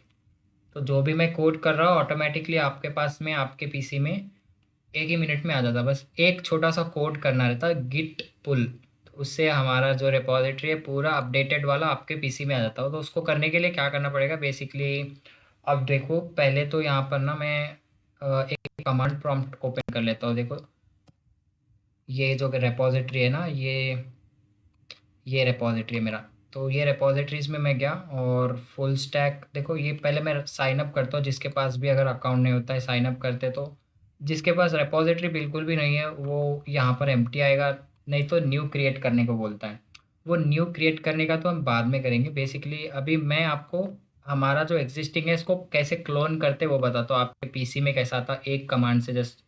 तो अब देखो ये है फुल स्टैक का रेपोजिटरी हमारा, और ये इसको क्लोन करना है अपने को। तो क्लोन कैसे करेंगे, अभी देखो यहाँ पर कोड है ना, ये कोड पे आके डाउनलोड भी कर सकते हैं, या फिर ये है, इसको कॉपी कर लिया मैं, और कॉपी करके यहाँ पर ये देखो गिटहब का CLI डाउनलोड करना है अपने को। बस क्या है यहाँ पर टाइप करना है, अभी ये गिटहब का CLI डाउनलोड कर लो अजीम, क्योंकि ये हमारा जो प्रोग्रामिंग है वो गिटहब CLI भी है ना बिल्कुल। तो गिटहब, यूज कर डेस्कटॉप, ये तो सब हाँ तो अभी आपके लिए बहुत ही बेहतरीन हो जाएगा। ये देखो GitHub CLI download, GitHub bash download. तो देखो गिट बैश बोलते हैं इसको अपन। तो यहाँ पर गिट 2 है, 3 है मेरे पास अलग अलग। इससे आपकी क्या बोलते हैं, रूबी का भी है, किसी इसका ये ओके, तो वो गिट बैश डाउनलोड करेंगे तो गिटहब से हम क्या कर सकते हैं, डायरेक्टली कनेक्ट कर ले सकते हैं। तो विंडोज़ के लिए जैसा ही क्लिक करें तो डाउनलोड हो जाता वो, और डाउनलोड होने के बाद हम इंस्टॉल करेंगे नॉर्मली जैसा दूसरे से सॉफ्टवेयर इंस्टॉल करते हैं, फिर उसके बाद में रीस्टार्ट करेंगे पीसी, तो इस तरह से हमारा आ जाता। तो एक चीट शीट देता हूँ मैं आपको, वो मैं क्या कर रहा था जब मैं अपना गिटहब प्रैक्टिस कर रहा था, तो एक चीट शीट मैं बनाया, वो आपको दे देता हूँ आज। वो चीट शीट क्या है गाइस, बहुत ही हमारा वर्क आसान कर देता है। Even at least in the beginning हमारा जो है ये चीट शीट बहुत ही हेल्पफुल रहता है। अब इसमें क्या क्या है देखो, पहले रेपॉजिटरी जब बनाते हैं तो क्या क्या कोड टाइप करने हैं सारे, और हमारा यूज़र नेम एंड पासवर्ड ये सब कैसे इसमें ऑथेंटिकेट करना है, ब्रांचेस क्या है ये सब। तो अभी तो मैं आपको ये चीट शीट दे देता हूँ, और इसमें देखो गाइस पहले ही जैसा ही हम हमारा गिटहब CLI डाउनलोड करें, डाउनलोड करते ही इंसर्ट करें, ये क्या करता है मेरा एक यूज़र नेम सेट कर देता है यहाँ से। देखो ग्लोबल कॉन्फ़िग में ये सेट कर देता है। अभी जैसे ये मैं यहाँ पर मेरा जो है ईमेल ऑलरेडी सेट करा हूँ मैं, तो यहाँ पर देखो आ रहा है। तो आपको क्या करना है, यहाँ पर अपना ईमेल रखना है और इसके बाद में चेक करने के लिए global config hyphen hyphen global end user dot email करेंगे तो हमारा ईमेल आ जाएगा। तो ये गिटहब का यूज़र नेम है और गिटहब का ईमेल है।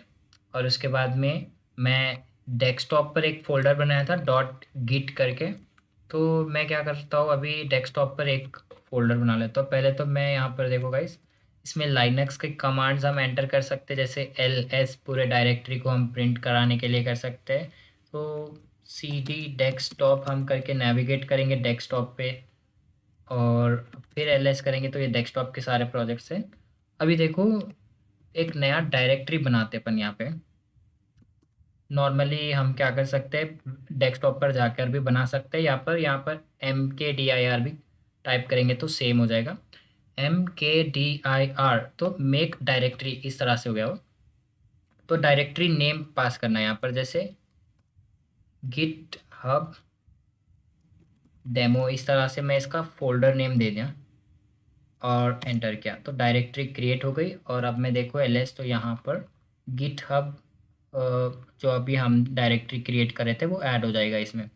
तो अब इसमें नेविगेट करना है अपने को, देखो गिटहब डेमो है ना, इसके अंदर जाना है। अभी अभी डेस्कटॉप स्लैश गिटहब के अंदर रहेंगे हम, वो कैसे cd गिटहब डेमो। तो मैं टाइप किया गिटहब और बाकी मैं पूरा टाइप नहीं करा, जस्ट टैब प्रेस करा तो वो गिटहब पूरा ले लिया ऑटोमेटिक। और जब आप गिटहब के अंदर आ गए तो नेक्स्ट कमांड अब क्या करना है, यहाँ पर एक एम्प्टी रिपोजिटरी इनिशियलाइज करना है। यानी अब यहाँ से ये फोल्डर में जो भी रहेगा गाइस वो मैं चाहता हूँ कि गिटहब पे अपलोड होता रहे। ठीक है, तो यहाँ से अभी मैं जो एम्प्टी रिपोजिटरी इनिशियलाइज करा एंड इनिट करा तो देखो इनिशियलाइज हो गया। और अब यहाँ पर मैं एक ls करूँ तो मेरा जो डेस्कटॉप है गिटहब डेमो, यहाँ पर एक बाय डिफ़ॉल्ट ये फाइल ऐड हो जाती है जिसको अपने को कुछ करना ही नहीं रहता है, बस इसको हमेशा इग्नोर करना रहता है। इसमें ये सब ऑटोमेटिकली ले लेता है ये, जिसका हमें कुछ काम नहीं रहता, बस वो अपना फंक्शनैलिटी के लिए यानी वर्जन कंट्रोल करना है, डिलीट अपडेट करना है, जो भी करना है वो फ़ोल्डर्स के अंदर उसके फंक्शंस होते हैं वो सब उसके थ्रू कर लेता है। बस अपने को क्या करना है गाइस, यहाँ पर अभी एक एम्प्टी रिपोजिटरी इनिशियलाइज़ करने के बाद नेक्स्ट कमांड एग्जीक्यूट करना है। देखो स्टेटस पहले यहाँ पर चेक करेंगे, ये बस स्टेटस बताने के लिए होता है। हाँ भाई अभी तक आपका रेपॉजिटरी जो है वो बिल्कुल क्लीन है, इसमें कुछ आप ऐड नहीं किए, कुछ भी नहीं करे, उसमें फाइल्स वगैरह भी कुछ नहीं ऐड करे। तो अभी अपने को क्या करना है गाइस, जैसे मैं यहाँ पर एक और भाई अपन बना है ना अभी फोल्डर, तो वो बन गई गिटहब पे। हाँ बस अभी जो अपन रेपॉजिटरी बना रहे ना यहाँ पर, ये गिटहब पे कैसे अपलोड करते हैं अभी देखो, बहुत ही 4 स्टेप्स है बस, ऑलमोस्ट वी आर देयर। तो अभी मैं गिटहब बोल के एक फोल्डर बनाया गिटहब डेमो, इसके अंदर एक फाइल ऐड करा, ठीक है, डेमो डेटा, इसके अंदर मैं कुछ टेक्स्ट ऐड कर दिया। अब इसमें एक फाइल में ऐड करा, मानते ना, अब यहाँ पर देखो अब मैं जो एक फाइल ऐड करा, मैं गिट स्टेटस यहाँ पर टाइप करता हूँ, यहाँ पर बता रहा कि ये एक फाइल ऐड हो गई। तो गाइस ये गिट स्टेटस अपने को बार बार एग्जीक्यूट करते रहना है इसमें, ठीक है। तो अब देखो गिट स्टेटस में मेरे पास ऐड हो गया, तो यहाँ पर आपको मैं एक छोटा सा इसका एक लॉजिक बता देता हूँ, ओवरव्यू बता देता हूँ कि इसका प्रोसेस फ्लो कैसे होता है। और इसके लिए मैं एक नया यहाँ पर एक नोटपैड जैसा ओपन कर लेता हूँ। देखो इसमें जो है गाइस बेसिकली जब हम एक फ़ाइल ऐड करें ना, एक स्टेज इसका ऐसा होता है, जब फाइल हम न्यूली ऐड करते हैं तो यहाँ पर देखो न्यू न्यू जब हम फाइल ऐड करें ना guys, ये जो है मेरा इतना अच्छा नहीं है इस पर प्रेजेंटेशन, फिर भी मैं आपको बताता हूँ। यहाँ पर ये लेवल पे अभी हमारी जो फाइल है ये डेमो फाइल, ये एडिट करे या फिर जो है ना न्यू फाइल ऐड करे तो यहाँ पर आ जाता है। यानी मैं एडिट करूँ या फिर न्यू फाइल ऐड करूँ ना तो वो रेड कलर के ऐसे आ जाती है, ठीक है। और अब देखो यहाँ पर मैं न्यू फाइल ऐड करा, रेड हो गई। अब मैं क्या करता हूँ गाइस, गिट ऐड हाइफन ए यानी all the files next step के लिए ऐड कर रहे हैं हम। देखो यहाँ पर ऐड करने के लिए भी मैं यहाँ पर कोड ऐड यहाँ पर एंटर किया मैं, जो कि basically add all the files to staging. अभी नेक्स्ट स्टेप क्या होता है गाइस, ये जैसे मैं आपको बोला कि ये पहला लेवल है जहाँ पे हमारा जो है फाइल नया ऐड होता है या फिर एग्जिस्टिंग फाइल एडिट होता है। तो नेक्स्ट स्टेज में जाने के लिए हम क्या कर रहे हैं गाइस, इसको ग्रीन कर रहे हैं। यानी अभी हम ये सिग्नल दे रहे हैं कि हाँ भाई ये जो फाइल्स है पूरे एडिट है, तो हम यहाँ पर कोड क्या टाइप करते हैं, बेसिकली गिट ऐड करते हैं, गिट ऐड। तो गिट ऐड कर रहे हैं यहाँ पर हम। तो ये गिट ऐड होके हमारा जो है नेक्स्ट लेवल पे चलेगा। तो यहाँ नेक्स्ट लेवल ये क्या होता है गाइस, ये स्टेजिंग होता है। तो ये हो गया स्टेजिंग। स्टेजिंग लेवल में वो सारी फाइल्स होती है जो कि रेडी है हमारे गिटहब पे पुश करने के लिए। तो ये स्टेजिंग में लेवल में ये कब आएंगे, हम जब बोलेंगे गिट ऐड, जब बोलेंगे तो यहाँ पर स्टेजिंग में आ जाती है। तो अब मैं देखो यहाँ पर गिट ऐड -a करने के बाद गिट स्टेटस फिर रन करता हूँ अच्छे से। देखो यहाँ पर अभी ग्रीन हो गई है फाइल, जो मैं रेड करा था अभी, यानी जो जस्ट ऐड करा था वो अब रेडी है। यानी जो ग्रीन फाइल होती है गाइस वो होती है स्टेजिंग में होती है। ये जो होती है गाइस, ये स्टेजिंग में जो फाइल्स होती है वो सारी ग्रीन कलर की होती है। तो यहाँ पर हम ग्रीन टिक डाल देंगे और यहाँ पर जो है हम रेड वाला जो है रेड ये डाल देंगे। तो पहला लेवल है हम क्रॉस कर लिए, दूसरा लेवल भी क्रॉस कर दिया। अब गिटहब पे जाने के लिए बस और 2 लेवल बाकी है। तो अभी स्टेजिंग में है, फाइल ग्रीन कलर में है और हमारा कोड क्या था, गिट ऐड -a। तो ये सारे फाइल्स उसमें ऐड हो गए। और अब जैसे थर्ड स्टेज है, अब थर्ड स्टेज क्या होता है गाइज, ये थर्ड स्टेज होता है बेसिकली कमिट करना होता है। जैसे MySQL में भी हम पढ़े थे, कोई चेंजेस करेंगे तो हम करते थे कर्सर डॉट एग्जीक्यूट कमिट बोलते थे, तो कमिट हो जाते थे, यानी वो चेंजेस पूरे हम कमिट कर देते थे, वो रिफ्लेक्ट हो जाते थे जाके डेटाबेस में। तो अब ये कमिट क्या करता है गाइस, यहाँ पर सपोज जब मैं ये कमिट करता हूँ ना, यहाँ पर जब मैं कमिट करता हूँ तो ये क्या होगा गाइस, ये ऐड करा मैं, नेक्स्ट करा कमिट। अब मैं क्या कर रहा भाई कि हाँ भाई जो भी मैं चेंजेस करा अभी तक, जितना भी मेरा स्टेज में ऐड कर दिया वो कमिट कर रहा हूँ, अभी गिटहब पे मेरे को डालना ही चाहिए। तो मैं यहाँ पर कमिट करा, तो जैसे यहाँ पर था ये वर्जन 1.2 और मैं क्या करता हूँ गाइस, ये कमिट करा, जैसे ही मैं इसको कमिट करता हूँ ना गाइस, एक और इसमें 1.3 जैसे ऑटोमेटिकली ये ऐड हो जाता है। ठीक है, तो जब जब भी मैं कमिट कर रहा हूँ गाइस, इसका एक नया वर्जन यहाँ पर प्रिपेयर हो रहा। तो मैं चाहूँ तो ना ये प्रिपेयर हो पिछले वाले वर्जन पे भी स्विच कर सकता हूँ मैं। मेरा प्रीवियस पूरे लॉग होते हैं, जितने बार मैं कमिट कर रहा हूँ उतने लॉग होते हैं। ठीक है, तो अब मैं क्या करता हूँ, कमिट कर देता हूँ, गिट कमिट, बस इतना करना है। और जैसे यहाँ पर मेरे को एक मैसेज देना होता है गाइस, जैसे देखो मैं एवरी टाइम कुछ कमिट करके गिटहब पे पुश करता हूँ ना, तो यहाँ पर एक मैसेज आ जाता है। देखो यहाँ पर डे 11 करके आ रहा है ना, ये डे 11 मेरा एक्चुअली जो मैसेज है वो मैसेज यहाँ पर बता रहा है, जो मैं मैसेज छोड़ता हूँ आप लोगों के लिए कमिट, ईच कमिट पे, तो वो मैसेज होता है। तो यहाँ पर इनिशियल कमिट, यानी ये मेरा फर्स्ट कमिट है बोल रहा हूँ मैं, तो ये मेरा बेस वर्जन है, यानी इनिशियल कमिट है, बिल्कुल फर्स्ट टाइम मैं इसको कमिट करा बोल रहा हूँ। अब देखो गाइस, यहाँ पर जैसे ही मैं कमिट करा, आपको बोला ना कि हर बार जब हम कमिट करते तो एक नया वर्जन ये अपना बना लेता है। तो वो कैसे, हम देखो यहाँ पर गिट लॉग इसमें जाएंगे ना, तो देखो इनिशियल कमिट का एक वर्जन यहाँ पर तैयार हो गया, उसका एक कमिट आईडी भी होता है, वर्जन आईडी भी होता है। मैं चाहूँ तो इस पर्टिकुलर आईडी के थ्रू प्रीवियस वर्जन पे स्विच कर सकता हूँ। तो अब देखो यहाँ पर तक आ गया, कमिट हो गया है। अब फाइनल स्टेज क्या है गाइज, ये है फाइनल स्टेज। यहाँ पर हमारा ये गिटहब है, ये है गिटहब हमारा, अभी तक हमारे पीसी में ही है ये। ठीक है गाइस, अभी हमारे पीसी में ही है, ये जाना है गिटहब पे। तो यहाँ पर हम कोड क्या लिखेंगे, फोर्थ स्टेप में पुश करेंगे इसको। तो पहले ऐड करें, फिर कमिट करें, देन पुश, दैट्स इट। अभी हमारा जो फोर्थ लेवल है वो रहेगा गिटहब के अकाउंट में रहेगा सीधा सीधा। तो अभी देखो गिट पुश कर रहा हूँ मैं, बट मैं मेरे पास यहाँ पर मैं कर रहा हूँ, तो देखो यहाँ पर कुछ भी नहीं बोल रहा है कि ओरिजिन यहाँ पर नहीं मालूम है इसको कहाँ पर पुश करना। तो अभी हम क्या करेंगे, बेसिकली एक नया रिपोजिटरी ऐड कर लेंगे। और जैसे ही आप लोग भी अपना साइन अप करेंगे तो एक नया रिपोजिटरी बना लो। और नया रिपोजिटरी इसमें जाऊँगा मैं, यहाँ पर पहले रिपोजिटरी इसमें जाके एक न्यू रिपोजिटरी ऐड करूँगा। देखो रिपोजिटरी इसमें आ गया, न्यू रिपोजिटरी ऐड कर रहा हूँ। यहाँ पर रिपोजिटरी नेम, तो यहाँ पर मैं कुछ भी दे देता हूँ जनरली, तो जैसा हमारा यहाँ पर फोल्डर नेम होगा ना उसी को मैच कर लेते हैं। तो यहाँ पर भी मैं चलेगा, कुछ भी दूंगा तो मैं चलेगा। गिटहब डेमो यहाँ पर मैं इसका दे दिया, और यहाँ पर पब्लिक में रखूँगा तो आप भी देख सकते हैं, अगर प्राइवेट रखूँगा तो ओनली मैं ही देखता हूँ। जैसे कोई सेंसिटिव प्रोजेक्ट्स है या फिर कंपनी के हैं तो प्राइवेट रखते हैं, पब्लिक में रखा तो वो हर एक के लिए अवेलेबल हो जाएगा। तो क्रिएट रेपॉजिटरी, दैट्स इट। अभी मेरा रेपॉजिटरी क्रिएट हो गया ना। तो जैसे ही आप रेपॉजिटरी क्रिएट करते गाइस, यहाँ पर ये आपको कोड ऑटोमेटिकली दे देगा। देखो ये सब चीज़ें आपको आपके गिट बैश में टाइप करने का है। तो अपन क्या करें, गिट इनिट ऑलरेडी हमारे पास कर लिए, कमिट भी कर लिए अपन। और ये ब्रांच क्या होता है बेसिकली, इसको हम ऐड करना उतना मैंडेटरी नहीं है। देखो यहाँ पर ये ब्लू कलर के जो ब्रैकेट्स में होता है वो ब्रांच होता है।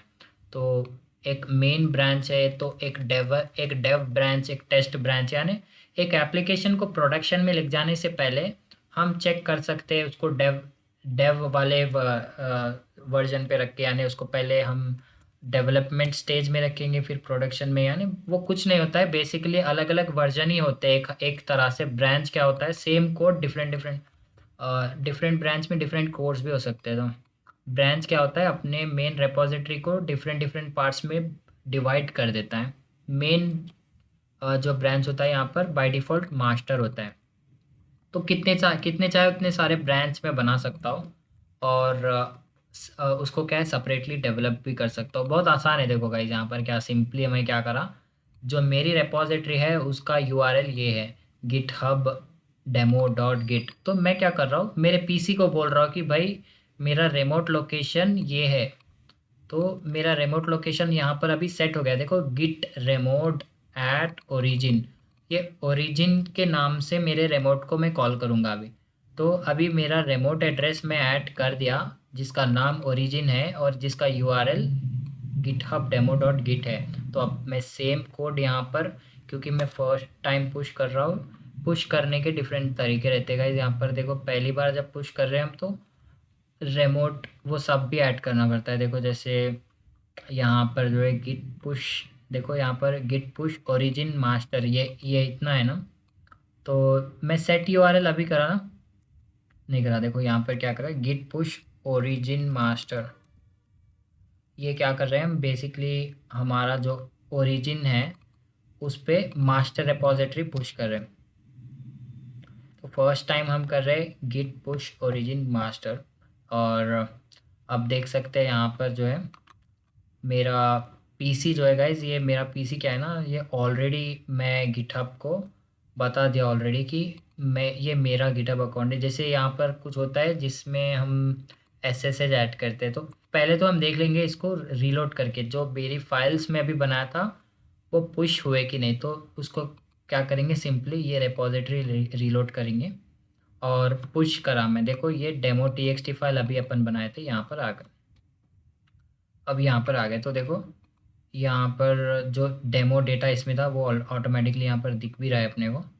तो ये स्टेजिंग लेवल में आ गए। बस यहाँ तक भी आप लोग आज के लिए ट्राई कर लेंगे तो आगे का और भी अपन थोड़ा थोड़ा करके इसका पूरा कवर कर लेंगे। ये 4 स्टेजिंग एरियाज इसके याद रख लो। पहली बार जब एडिट या ऐड कर रहे हैं तो पहला स्टेज है, रेड कलर में बताएगी फाइल।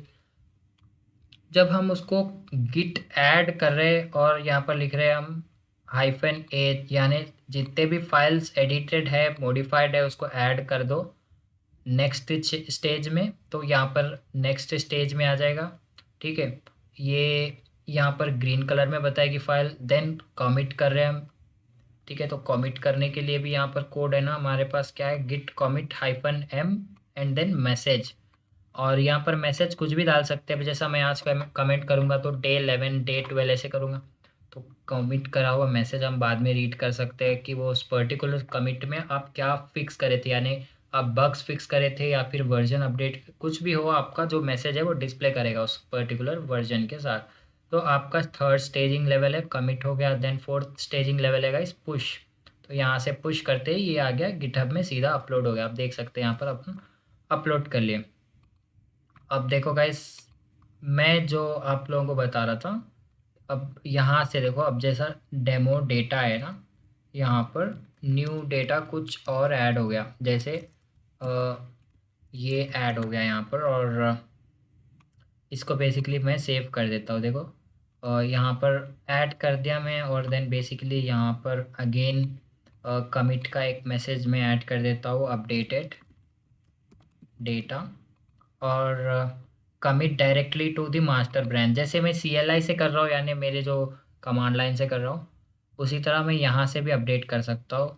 अब देखो गाइस कि होगा ये, मैं आपके पास इतना कोड है, देखो आपके पास में इतना कोड है, जो अभी हमारे पास एग्जिस्टिंग कोड है ना, इतना कोड है आपके पास। लेट्स से डे 10 तक के सारी फाइल्स और सारा कोड आपके पीसी में अवेलेबल है हमारी वर्कशॉप का।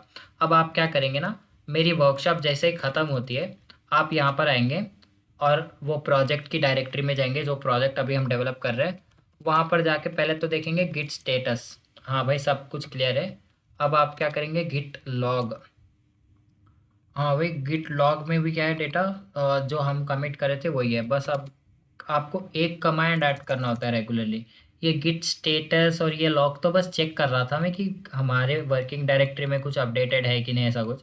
बट आपको एक कमांड यहाँ पर पुल करना होता है, तो गिट पुल कहाँ से करना है भाई, गिट पुल ओरिजिन मास्टर, ऐसे। तो अगर गिट पुल भी मैं पहली बार में करता हूँ तो देखते हैं, जनरली तो गिट पुल हम करें तो हो जाता है, बट जब फर्स्ट टाइम कर रहे हैं तो मैं जैसे बोला आपको, हमको रिमोट एड्रेस और ब्रांच नेम भी देना रहता है। तो इसके लिए रिमोट का नाम क्या रखे भैया, जब हम रिमोट सेट कर रहे थे उसका नाम बोले हम ओरिजिन बोले, यहाँ पर कुछ भी नाम रख सकते, ओरिजिन बोले थे हम इसको।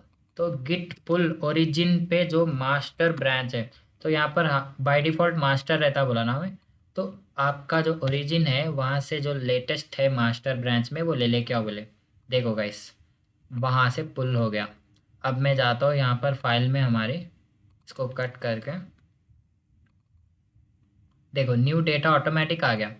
तो इस तरह से मैं क्या करता रहूँगा ना, हमारी पीसी में से यानी मेरे मशीन में से मैं इसको पुश करते रहूँगा, और आप जो है आपके मशीन में से बस उसको पुल करना रहेगा रेगुलरली। तो सिंपली वो क्या होगा, अपडेटेड ही आएगा। देखो अब जैसे यहाँ पर मैं न्यू लाइन ऐड किया ना, तो यहाँ पर मुझे इंडिकेट कर रहा है यहाँ कि आपके डेमो txt फाइल में बस थोड़ा सा कुछ अपडेट हुआ है यहाँ पर, ठीक है। तो वो अपडेटेड ही यहाँ पर आएगा। तो यहाँ पर अब मैं क्या करता हूँ, अगर कुछ न्यू न्यू डेटा ऐड करा या फिर न्यू फाइल ऐड करा, तो वो सब कुछ हमें अपडेटेड आ जाएगा ना। अब जैसे यहाँ पर मैं ऐड फाइल करा और क्रिएट न्यू फाइल करा,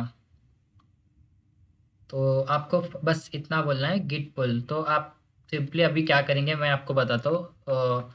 यहाँ पर फाइल नेम क्या रहेगा, basically new file dot T, और उसका कंटेंट क्या रहेगा भाई, फाइल में जो भी डेटा रहेगा वो कंटेंट रहेगा, ठीक है। और इसमें मैसेज हम बोल रहे हैं न्यू फाइल एडेड, और बस कमिट कर रहे हैं यहाँ से, यानी जो हमारे रिपॉजिटरी में है उसमें कुछ फाइल्स हम ऐड कर दिए।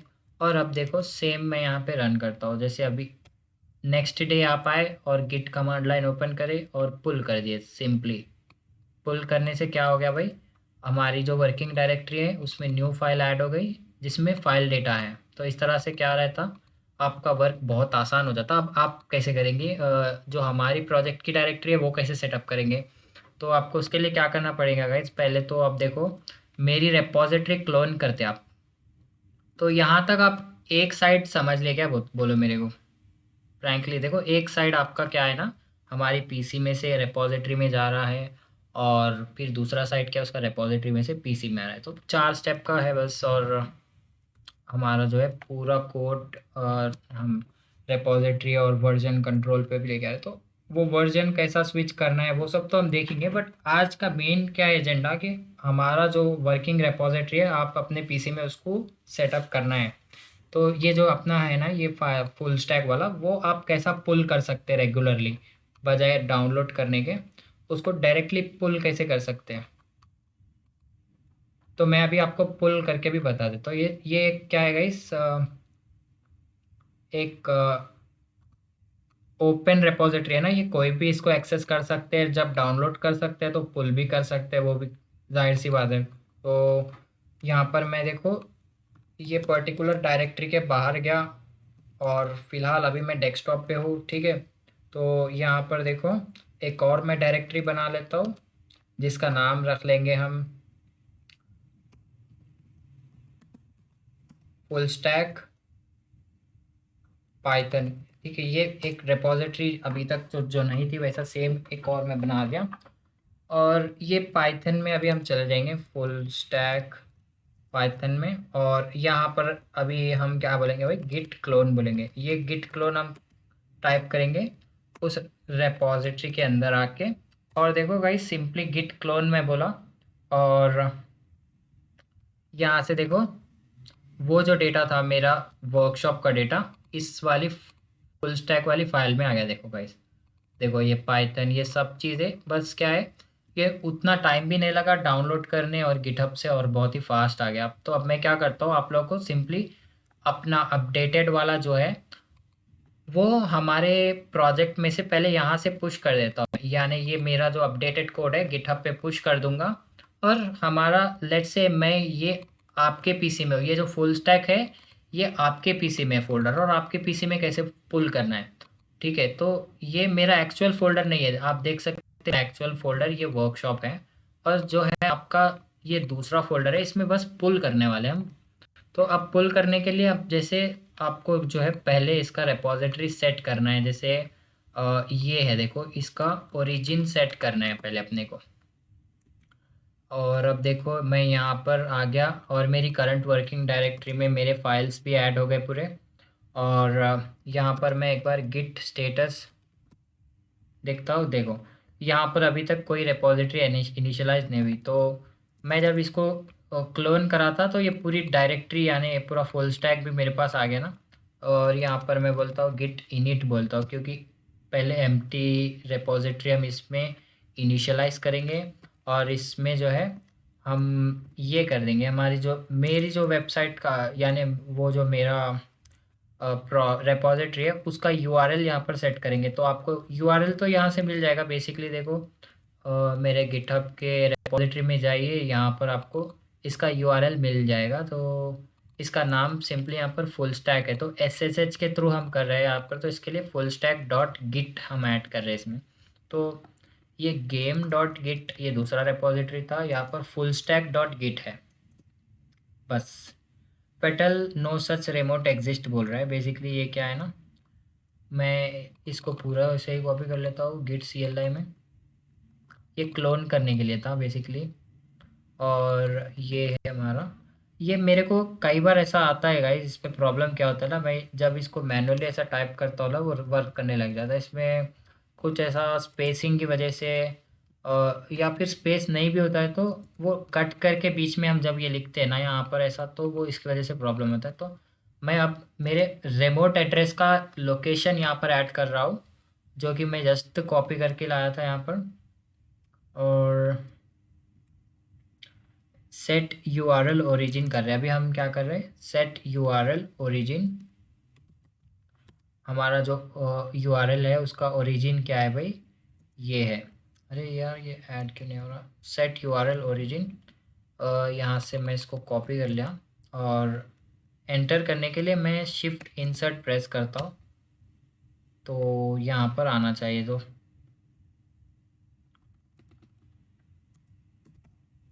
हाँ, तो इसका मैं भी एक बार गूगल पे सर्च करा था। देखो ये सब एरर्स तो आपको आने चाहिए थे, जब मेरे को आ रहे तो अपने को आपको भी डाउट क्लियर हो जाएगा कि किसके लिए आता है गाइस। बेसिकली देखो यहाँ पर आपके पास गिट स्टेटस में एक बार जाऊँगा, तो यहाँ पर एक बार फुल स्टैक ऐड हो गया ना गाइस। हम अगर यहाँ पर एक बार देखें तो गिट लॉग, ये जब तक हम इसमें कुछ रिमोट एड्रेस वगैरह नहीं ऐड कर सकते, जब तक हम एक बार भी इसमें कमिट ना कर दें। तो मैं एक बार सिंपली क्या करता हूँ गाइस, इसको ऐड करता हूँ। तो स्टेप्स आप नोट कर रहे होंगे या फिर नहीं नोट कर रहे, आपको तो नोट कर लेना चाहिए। पहला तो स्टेप यही था हमारा कि हम क्लोन करें, यहाँ से कोड लेकर आए और इसको क्लोन करें। और क्लोन करने के बाद उस डायरेक्टरी में आए, डायरेक्टरी में आके यहाँ पर हम चेक करने से पहले गिट इनिट करें, तो क्लोन करें, फिर उस वाली सेम डायरेक्टरी में गिटहब इनिशियलाइज़ करें, और इनिशियलाइज़ करने के बाद गिट ऐड करें, ऐड करने के बाद कमिट करें। तो पहला कमिट कुछ ना भी हो तो हम उसमें एक सिंपल एक टेक्स्ट फाइल ऐड करें और कमिट कर देंगे। तो गिट कमिट मैसेज ऐड करें और इनिशियल कमिट। ये कमिट करना ज़रूरी है गाइस अपने को, तभी हम क्या कर सकते हैं, हमारा रिमोट ओरिजिन वगैरह ऐड कर सकते। चलो अभी मैं कमिट कर लिया, तो यूआरएल ओरिजिन में ऐड करूँ तो फिर भी नहीं आ रहा। देखो यहाँ पर मेरे पास पूरा प्रोसीजर है। मैं क्या कर रहा था, यहाँ पर मेरा जो गिटहब है ना, उसके लिए मैं एसएसएच की जनरेट कर रहा था यहाँ पर, ताकि मेरा जो है यहाँ पर पासवर्ड्स वगैरह आ सकें। तो मैं यही सोच रहा हूँ कि आप फ्रीली इसको कैसे पुल कर सके। आपको भी एक एसएसएच की जनरेट करना पड़ेगा और मेरे को देना पड़ेगा वो, और आप इसको पुल कर सकते हैं। जनरली तो क्लोन कोई भी कर सकता है, बस आपको मेरे अकाउंट के पूरे ऑथराइजेशंस होना है बस पुल पुश करने के लिए। यानी मेरी रेपॉजिटरी में आपको पुल पुश करने के लिए आपको क्या चाहिए, कुछ ऑथराइजेशन चाहिए। तो हम क्या करते हैं इसके लिए, एसएसएच की लेते हैं आपका ऑथेंटिकेशन करने के लिए। अब मैं ये टाइप करूँ, अगर ये मेरा क्या है भाई, यूज़र नेम है, और आप अपना टाइप करना जैसे भाई आपको क्या देख चाहिए। लेंगे हम्म, हाँ कल, बोलो, अब जाने रहते क्या भाई। कल, क्या बोलते हैं, कल कल सब लोग क्लास की रहते हैं, हाँ बिल्कुल। जब देख लेंगे, बोलना 10 बज गए ना। तो ये जनरली यहाँ पर जैसा अपन इसको क्लोन करते वहां तक आपको समझ में आया कि नहीं, बोलो। हाँ आ गया भाई, मैं तो हाँ, क्लोन तो इजीली कर ले रहे, डाउनलोड भी कर ले रहे। बस आप सबको अपने जितने भी अपने प्रोजेक्ट के ऑथराइज मेंबर्स हैं उन सबको क्या करना पड़ेगा, एक एसएसएच की जनरेट करके मेरे को देना पड़ेगा अभी। वो एसएसएच की मैं क्या करता हूँ, मेरे गिटहब में ऐड करके आपको ऑथराइज दे देता हूँ। यानी उसके बाद आप पुल पुश कर सकते हैं, इसमें कोई भी फाइल्स मॉडिफाई करना है सब कुछ कर सकते हैं। तो उसके लिए बस यहाँ पर जो 4 स्टेप है आप जैसे बोल रहे हैं सबको बताएंगे ये चीज़ें भी हम। एसएसएच की जनरेट करना है, और इसके अंदर एक जो पब्लिक की मिलता है मतलब उसको बताना है, यहाँ पर आप आउटपुट में प्रिंट करा के वो कॉपी करना है, और मेरे को पर्सनली आप एक टेक्स्ट फाइल में अगर दे देंगे तो ये सबका ये जो फुल स्टैक डेवलपमेंट का ये जो फोल्डर है हमारा अपने पीसी में और गिटहब अकाउंट में सेम हो जाएगा। तो बहुत आसान हो जाता है वहाँ से वर्क, क्योंकि अब देखो HTML CSS जावास्क्रिप्ट हम पढ़ने वाले हैं, उसमें बहुत सारे फाइल्स ऐड करते हैं हम रेगुलर बेसिस पे। आपको डेली डाउनलोड करना बोले तो बहुत ही मुश्किल हो जाता ना वो काम। तो अपने को ये कैसा भी करना ही है कल, कि सबका गिटहब रिपोजिटरी यहाँ पर इनिशियलाइज करना है, ठीक है। तो ओके यहाँ तक तो मैं इसका पुश कर देता हूँ और वीडियो भी अपलोड कर देता हूँ। और ओके चलो इंशाल्लाह फिर हम आगे का कल देख लेंगे। ओके, ठीक है, शुक्रिया, ओके भाई, खुदा हाफिज। ओके भाई, अल्लाह हाफिज़।